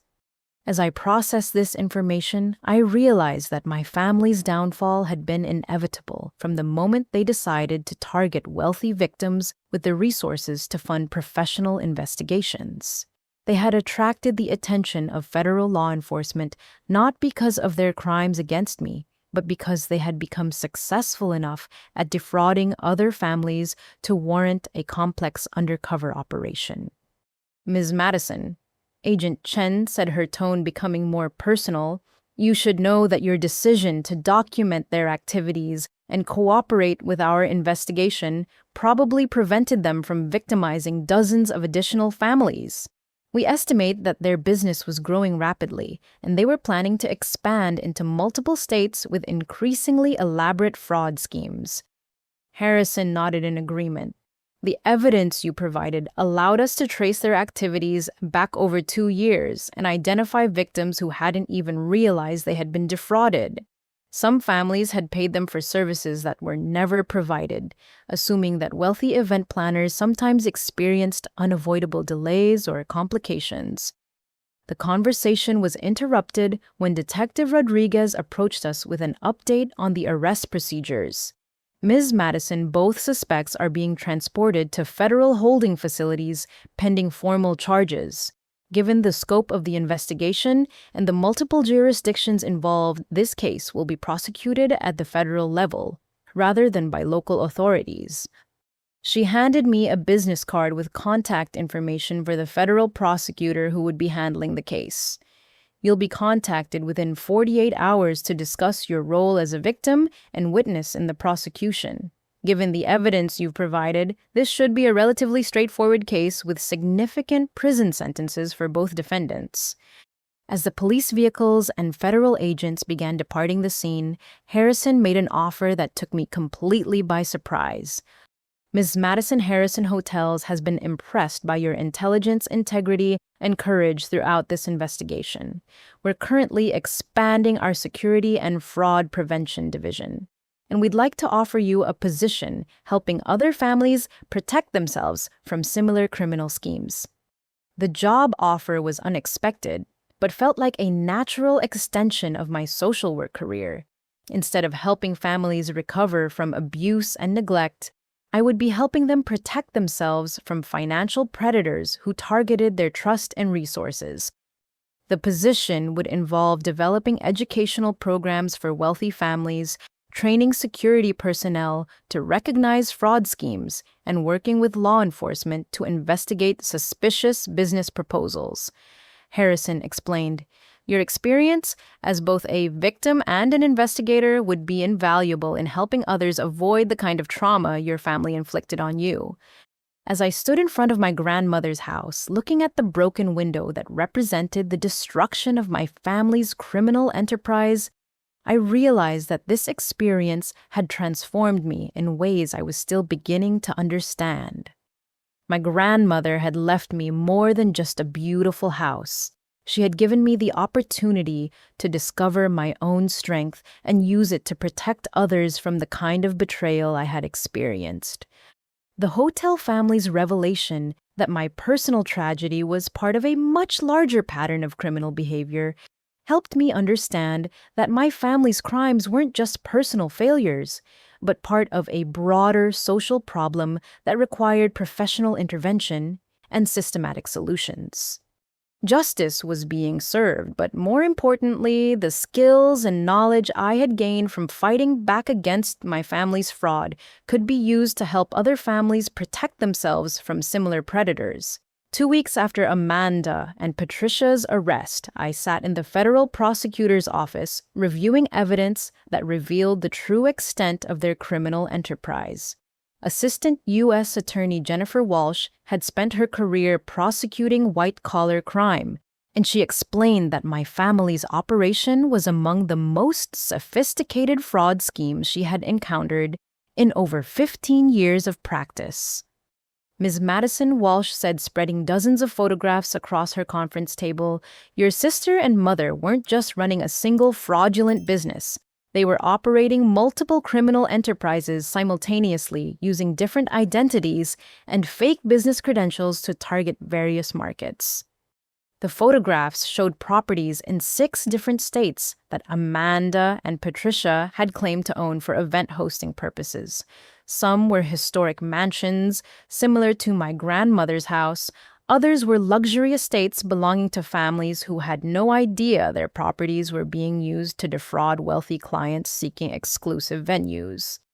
They had created an entire network of fake businesses. Walsh continued, pointing to corporate registration documents that bore forged signatures and fabricated business histories. Madison Family Estate was just one of 7 different companies they were operating, each with its own fictional background and fraudulent credentials. The scope was breathtaking. Agent Chen, who had become the lead investigator on the case, explained that Amanda and Patricia had been traveling across multiple states for over 2 years, identifying properties that could be used for their schemes, and creating elaborate backstories that would satisfy clients seeking prestigious venues. In Georgia, they claimed to own an antebellum mansion and hosted 3 weddings for families who paid over $30,000 each, Chen reported. In Virginia, they operated a fake corporate retreat business using a property that actually belonged to a family who was traveling abroad for a year. In South Carolina, they convinced a tech company to pay $50,000 for an exclusive product launch at a historic estate that they had no connection to whatsoever. But the revelation that shocked me most was the discovery of their victim database. Amanda and Patricia had been keeping detailed records of wealthy families across the Southeast, researching their financial resources, social connections, and event planning needs with the systematic approach of professional criminals. They weren't targeting victims randomly, Walsh explained. They were conducting sophisticated research into wealthy families with specific characteristics, new money families eager to establish social credibility, corporate executives seeking impressive venues for business events, and social climbers willing to pay premium prices for exclusive access. The financial analysis revealed that their total illegal income exceeded $600,000 over 2.5 years, none of which had been reported to federal or state tax authorities. The tax evasion charges alone carried penalties that would financially destroy them even if they somehow avoided prison sentences. But the most significant development came when Walsh explained the victim restitution program that had been established using recovered assets and federal penalties. Ms. Madison, you qualify for compensation from multiple sources, Walsh said, handing me documents that outlined my rights as both a primary victim and a cooperating witness. First, you're entitled to restitution for the unauthorized use of your property, which our forensic accountants estimate generated approximately $80,000 in illegal revenue over 18 months. She continued through a list of compensation sources that I had never imagined existed. Second, you qualify for whistleblower rewards from the Internal Revenue Service for providing evidence that led to the recovery of significant unreported income. Third, the Federal Bureau of Investigation offers compensation for civilians who provide crucial evidence in complex fraud investigations. The total amount was staggering, over $200,000 in various forms of compensation, representing not just restitution for my losses, but recognition of my role in exposing a criminal enterprise that had victimized dozens of families. Additionally, Walsh added, the federal government will cover all costs associated with repairing your property and upgrading your security systems. The broken window, damaged locks, and any other destruction caused during their illegal activities will be fully covered.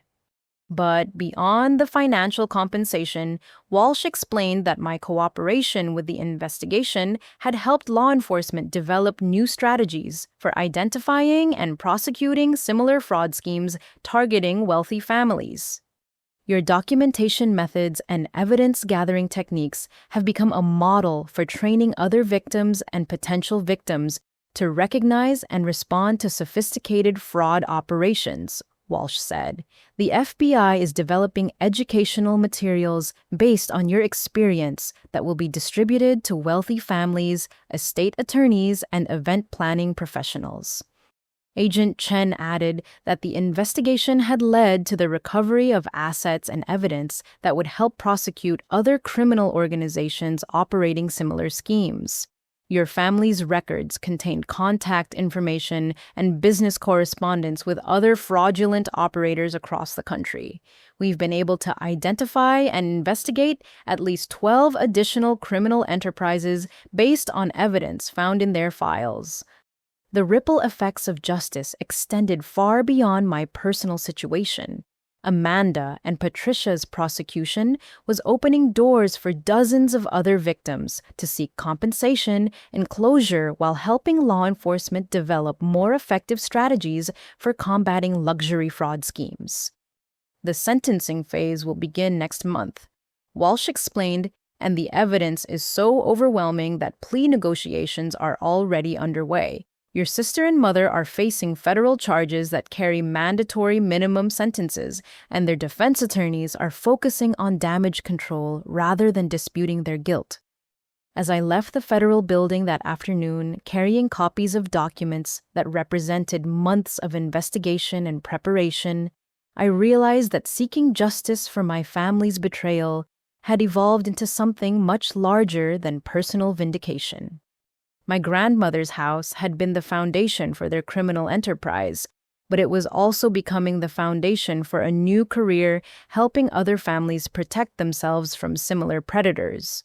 The inheritance she had left me wasn't just property, it was the opportunity to transform personal trauma into meaningful work that could prevent other families from experiencing the kind of betrayal that had nearly destroyed my faith in family relationships.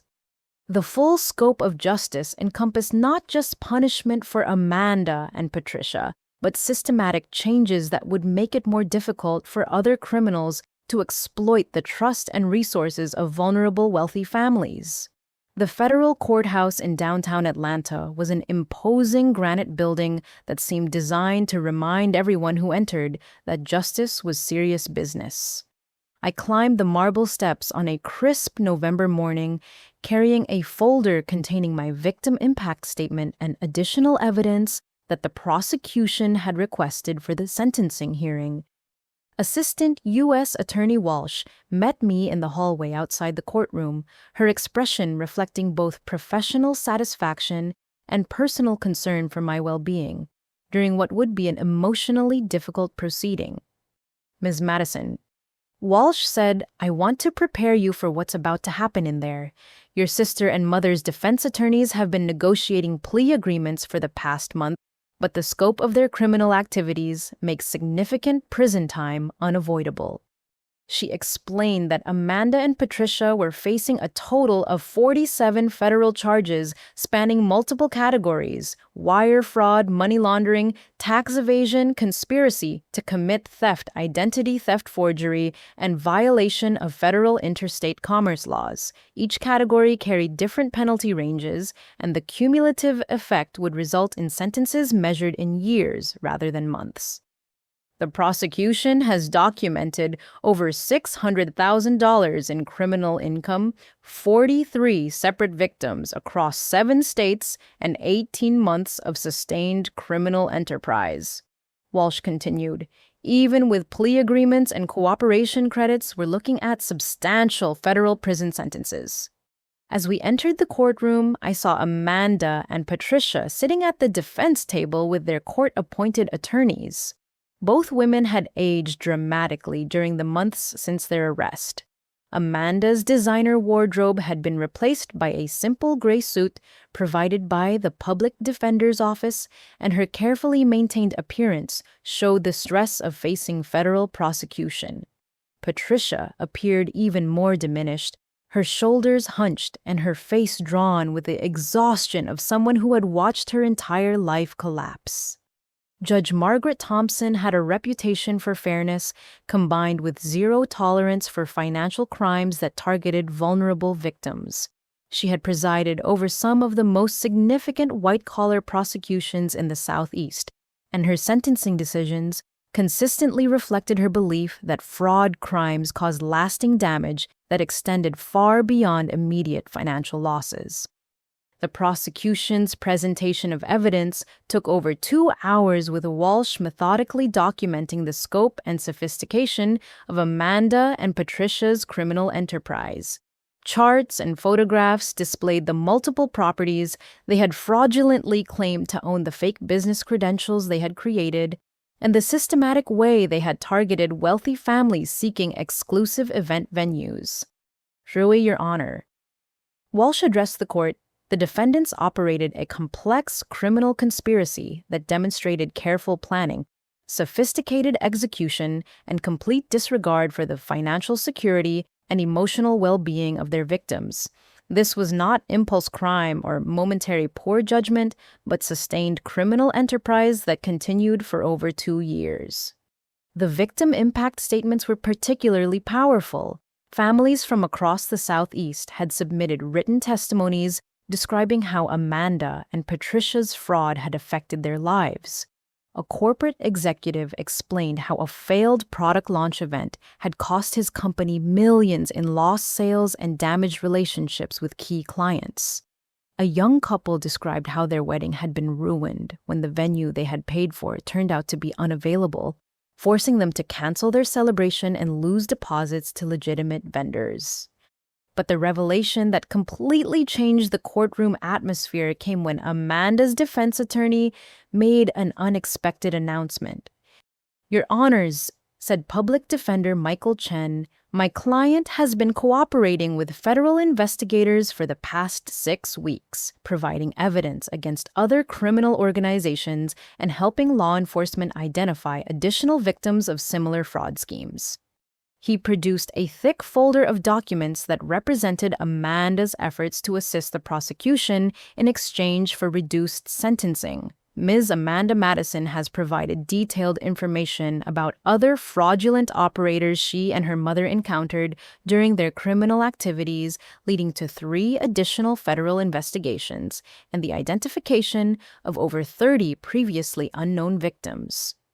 The cooperation revelation was shocking, but the true bombshell came when Chen explained the nature of Amanda's evidence.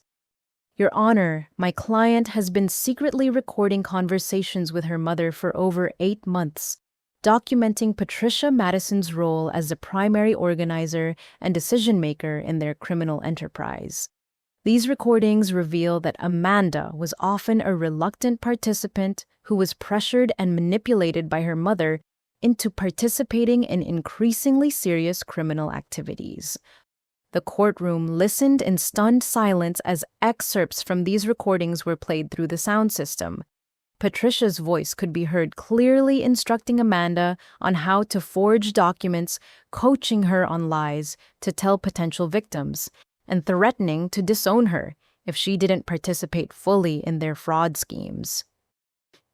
You listened to me, Amanda. Patricia's recorded voice filled the courtroom.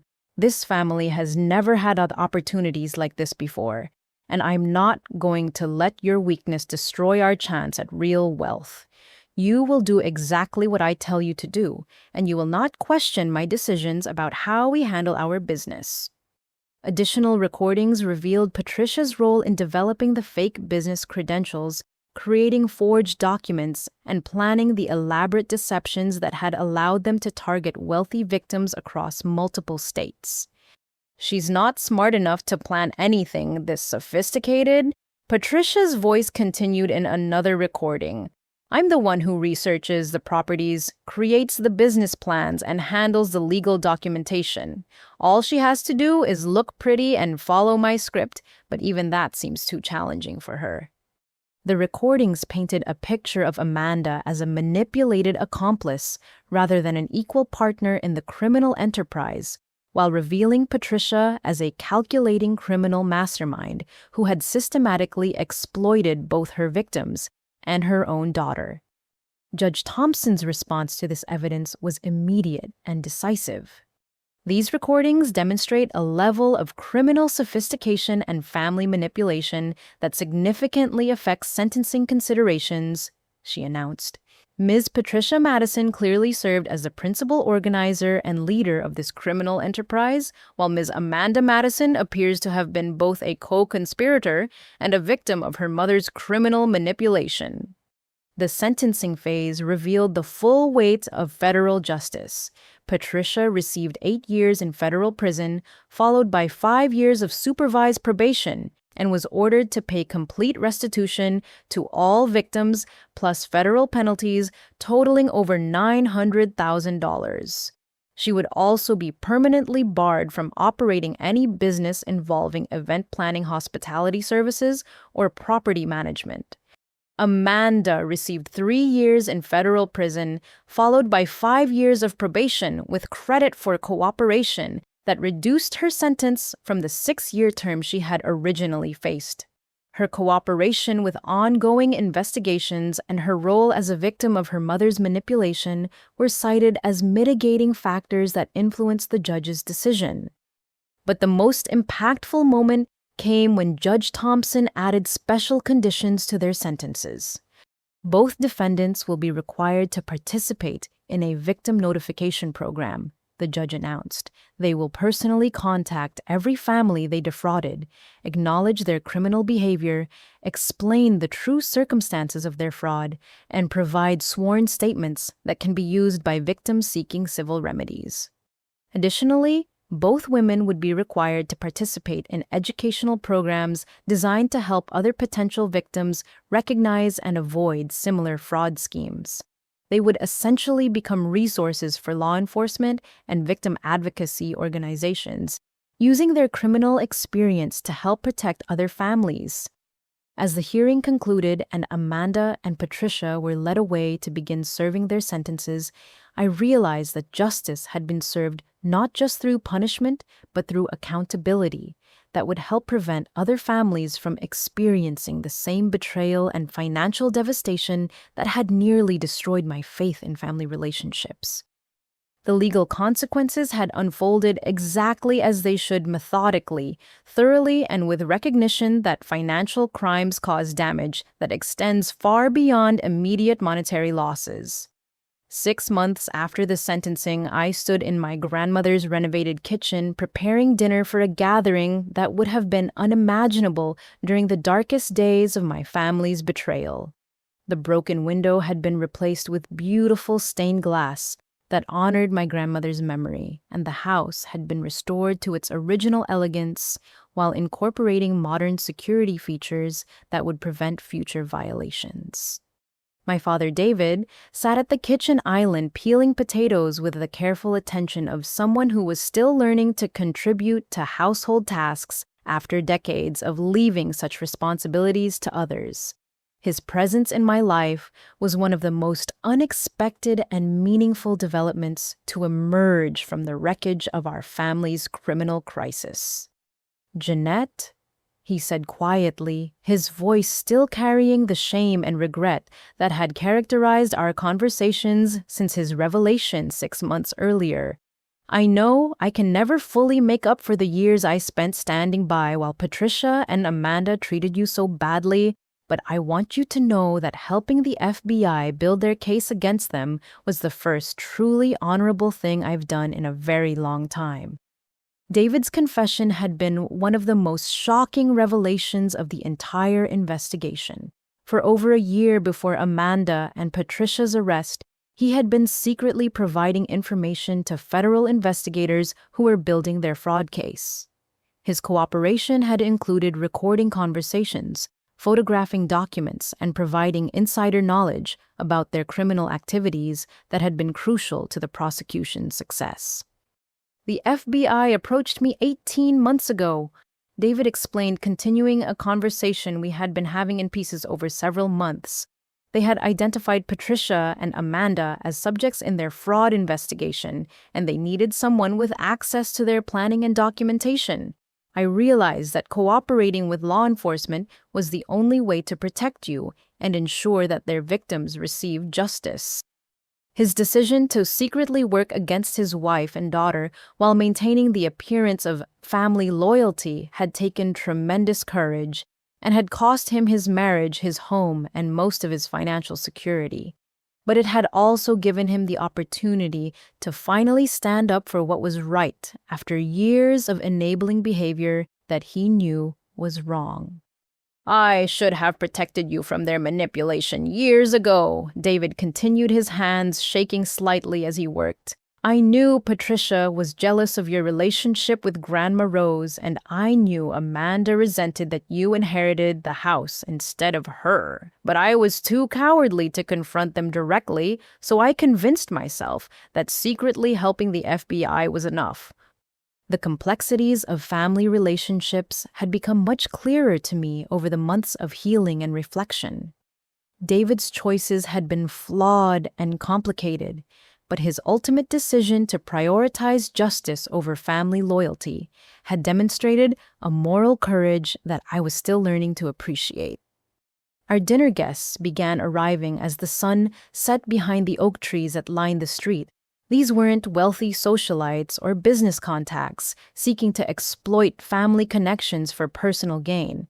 They were people who had become genuinely important to me during the process of rebuilding my life and discovering my own strength. Detective Rodriguez arrived first, carrying a bottle of wine and wearing civilian clothes that made her look younger and more relaxed than she had during the intense days of the investigation. She had become a friend and mentor during the months of legal proceedings, helping me understand the justice system and develop confidence in my ability to advocate for other victims of financial fraud. "Jeanette," Rodriguez said, embracing me warmly, "This house looks absolutely beautiful. Your grandmother would be so proud of how you've transformed a place that was violated by criminal activity into a home that represents healing and hope." Agent Chen arrived next, accompanied by her teenage daughter, who was considering a career in social work after hearing about my advocacy efforts with fraud victims.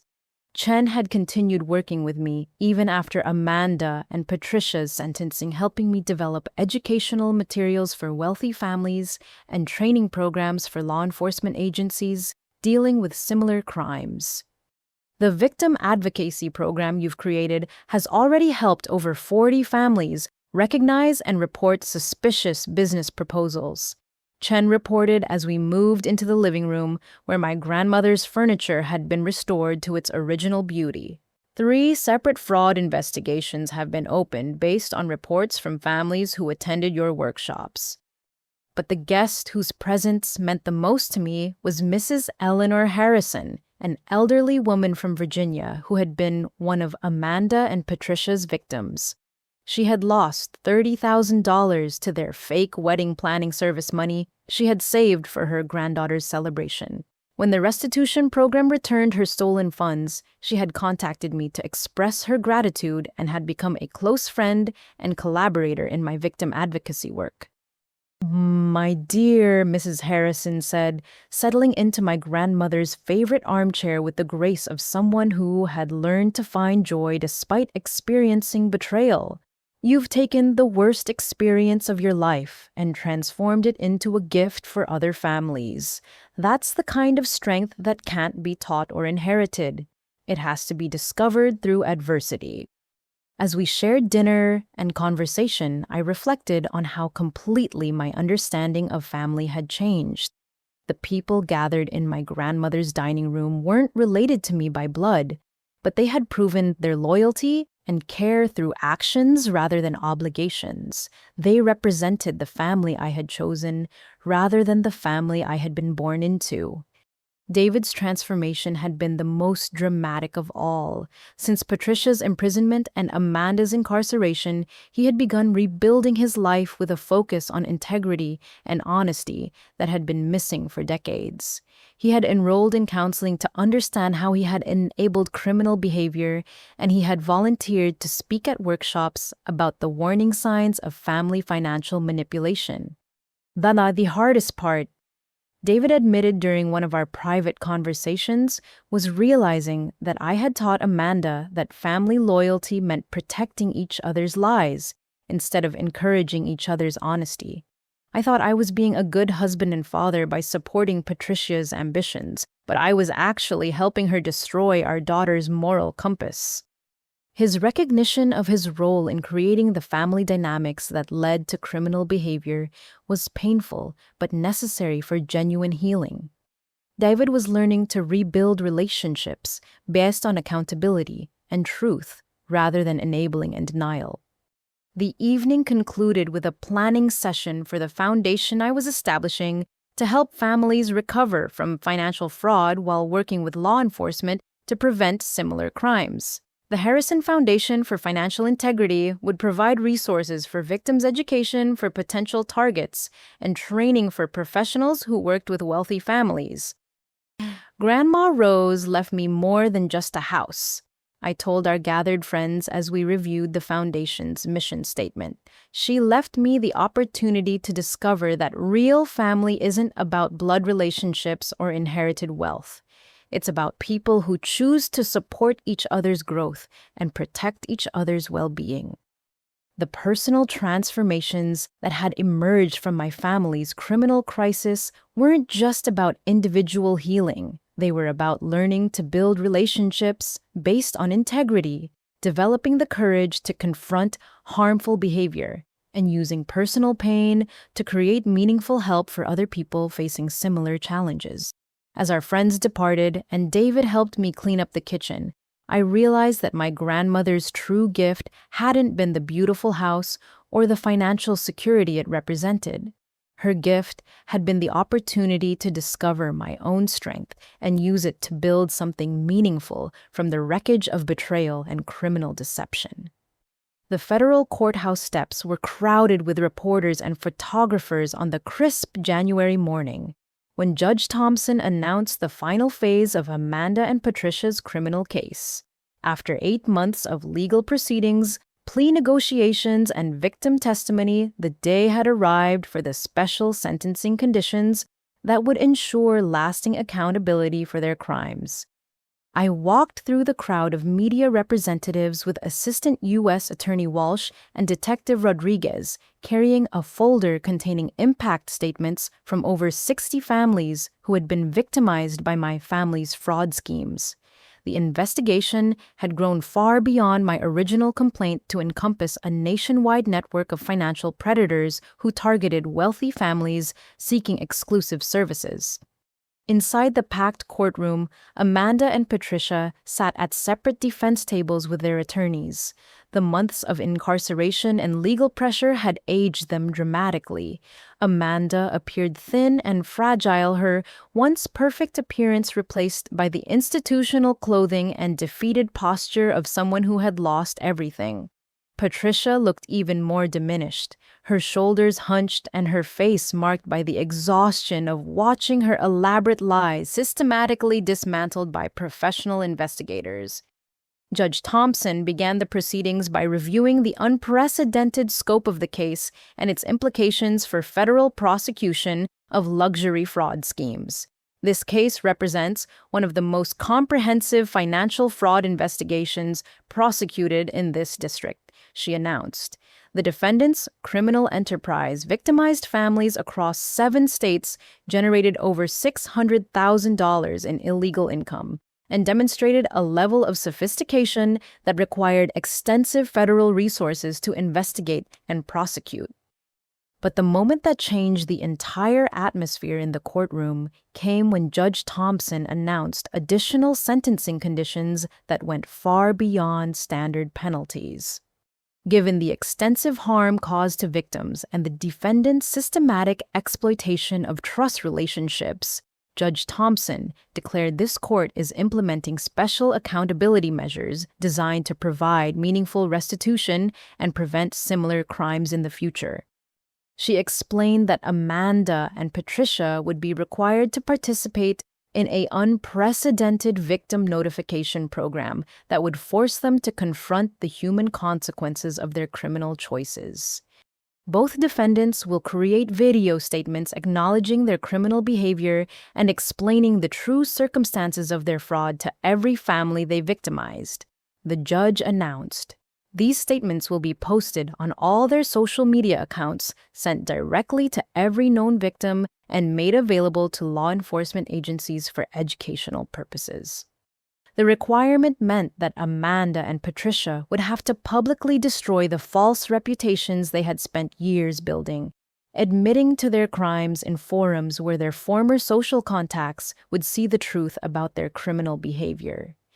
But Judge Thompson wasn't finished. She continued with additional conditions that ensured complete accountability for their actions.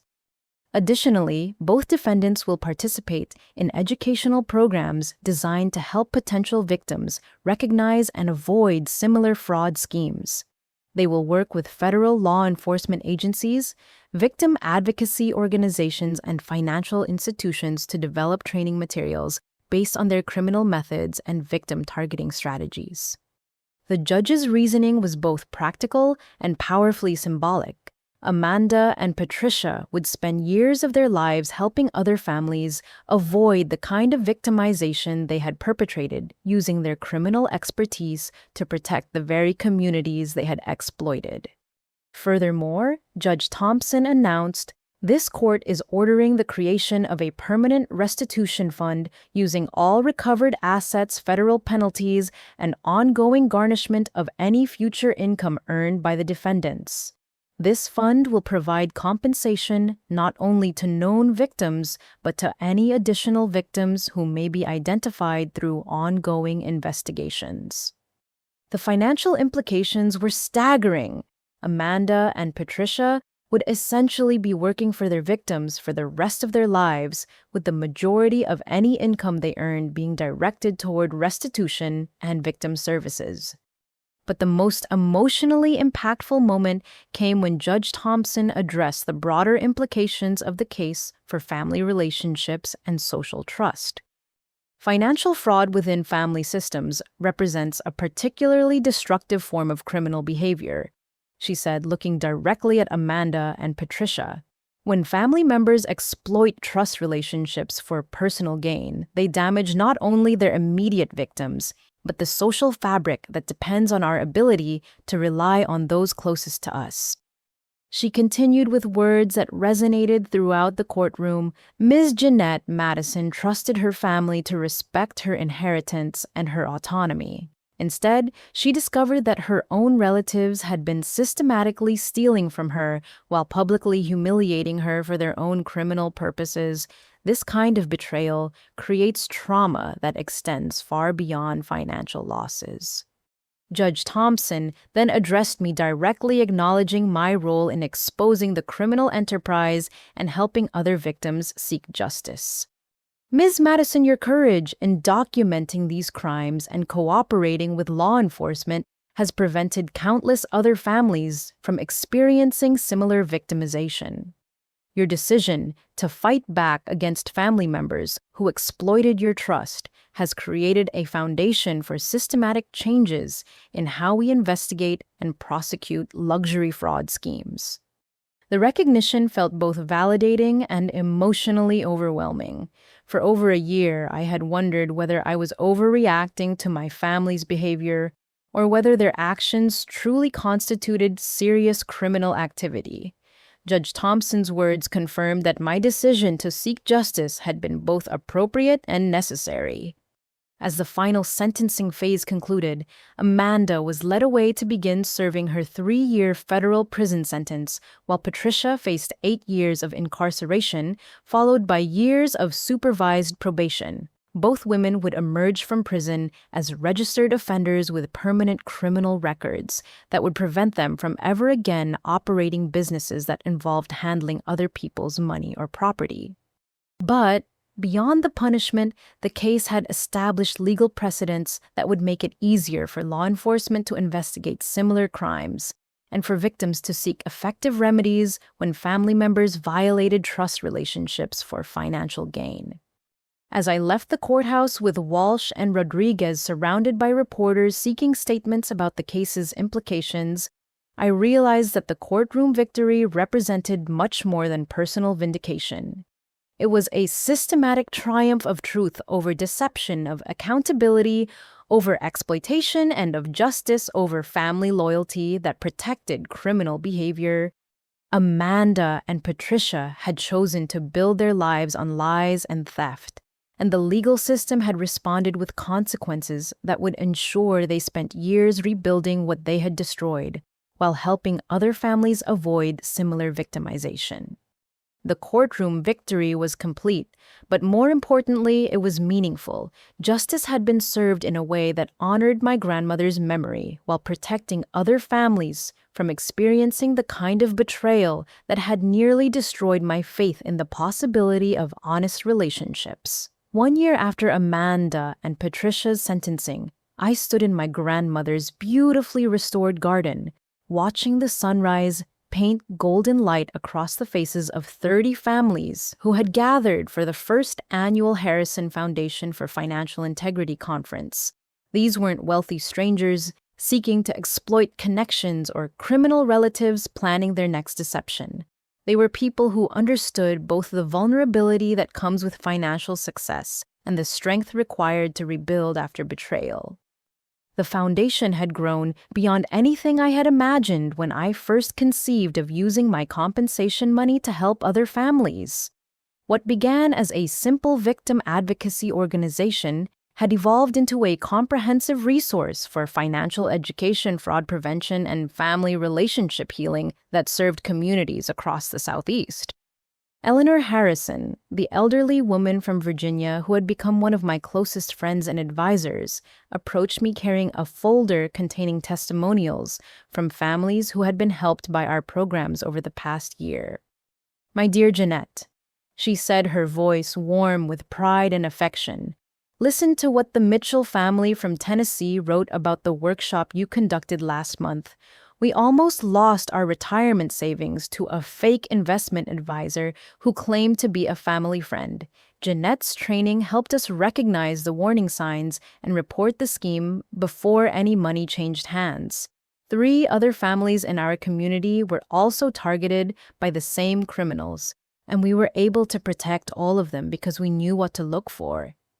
The testimonial represented exactly what my grandmother had hoped I would accomplish with the opportunities she had given me. Instead of simply enjoying the security of inherited wealth, I was using her gift to multiply protection and healing for other families facing similar challenges. Detective Rodriguez joined our conversation, carrying coffee and wearing the comfortable smile of someone who had found deep satisfaction in her work.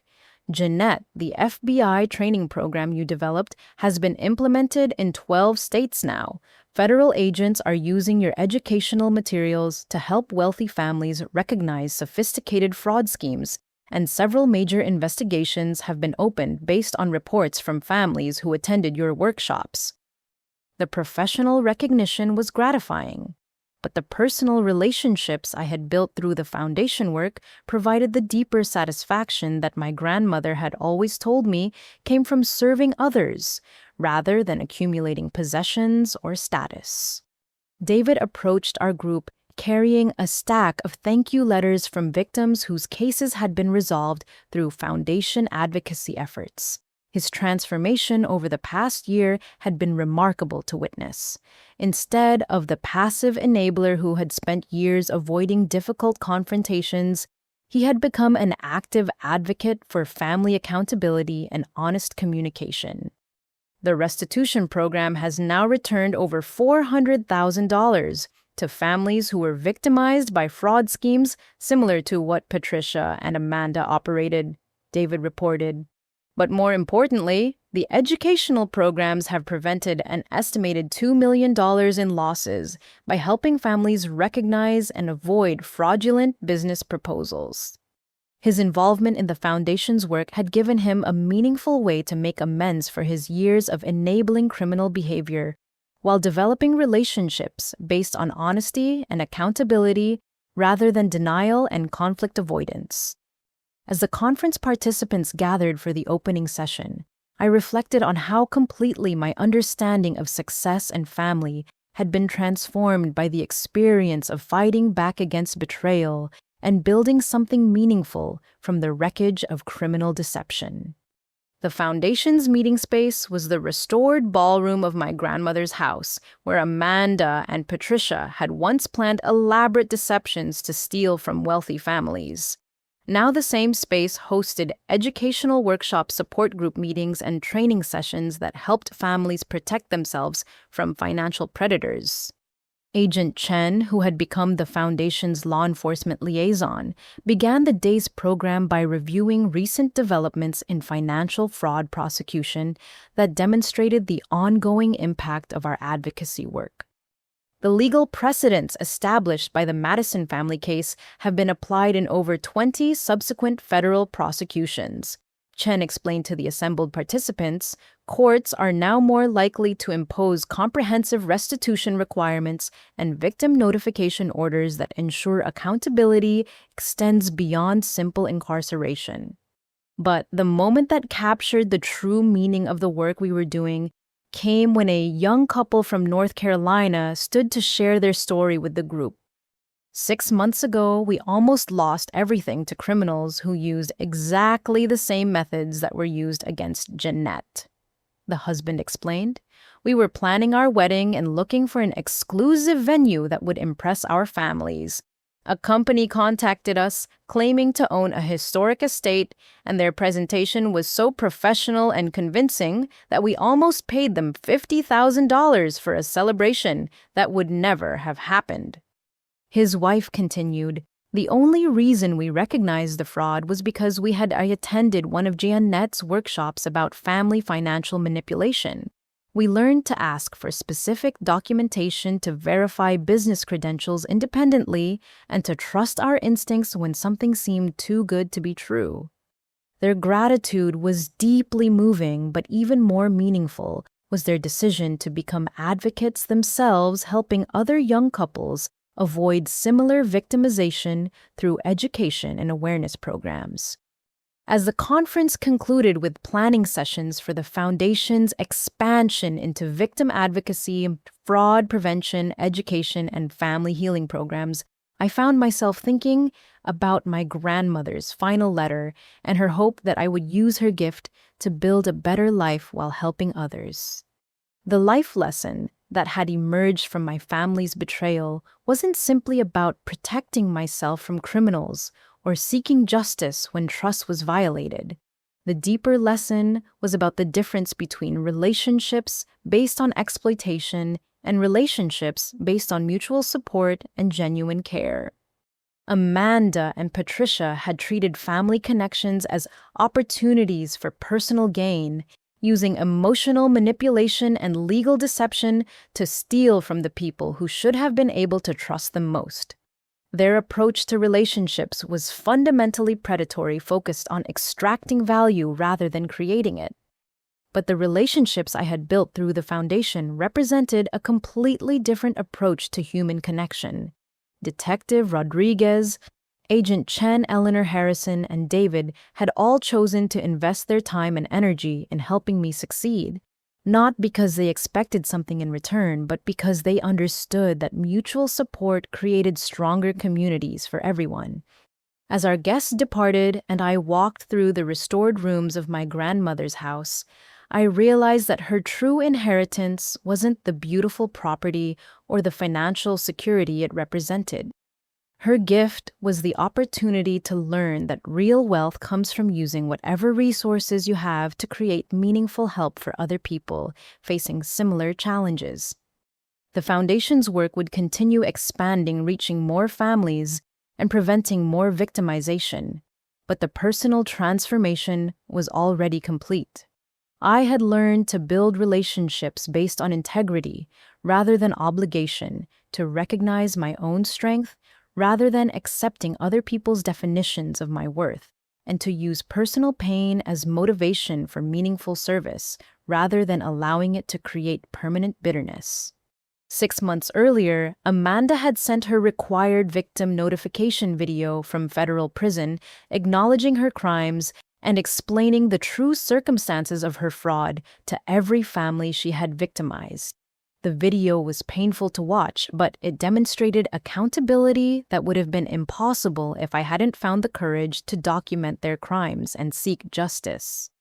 Patricia's notification video had been even more revealing, showing a woman who had finally been forced to confront the human consequences of her criminal choices. Both women would spend years working to repair the damage they had caused, using their criminal experience to help protect other families from similar victimization. As I turned off the lights in my grandmother's house and prepared for another day of meaningful work, helping families protect themselves from financial fraud, I understood that justice had been served not just through punishment, but through transformation. My family's betrayal had become the foundation for systematic changes that would protect countless other families from experiencing similar victimization. The story had ended exactly as my grandmother had hoped, with truth triumphant over deception, integrity victorious over exploitation, and family relationships redefined by choice and mutual respect rather than obligation and financial manipulation.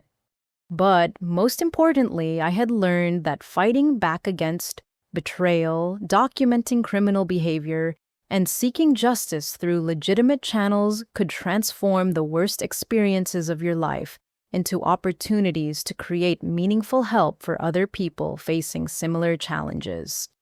Have you ever had to stand up to family members who violated your trust or exploited your resources for their own gain? How did you find the courage to protect yourself and seek accountability? I'd love to hear your thoughts and experiences in the comments below. Please like this video if it resonated with your own experiences with family betrayal and financial manipulation. Subscribe to our channel for more stories about finding strength through adversity. and share this story with anyone who might benefit from understanding that fighting back against family fraud is not only possible but necessary for genuine healing. Thank you for joining me on this journey from victimization to empowerment. Remember that your inheritance isn't just what family members leave you in their wills, but what you choose to build with the opportunities and challenges life presents. Sometimes the greatest gift comes from learning to protect yourself and others from people who would exploit trust for personal gain, even when those people happen to be family.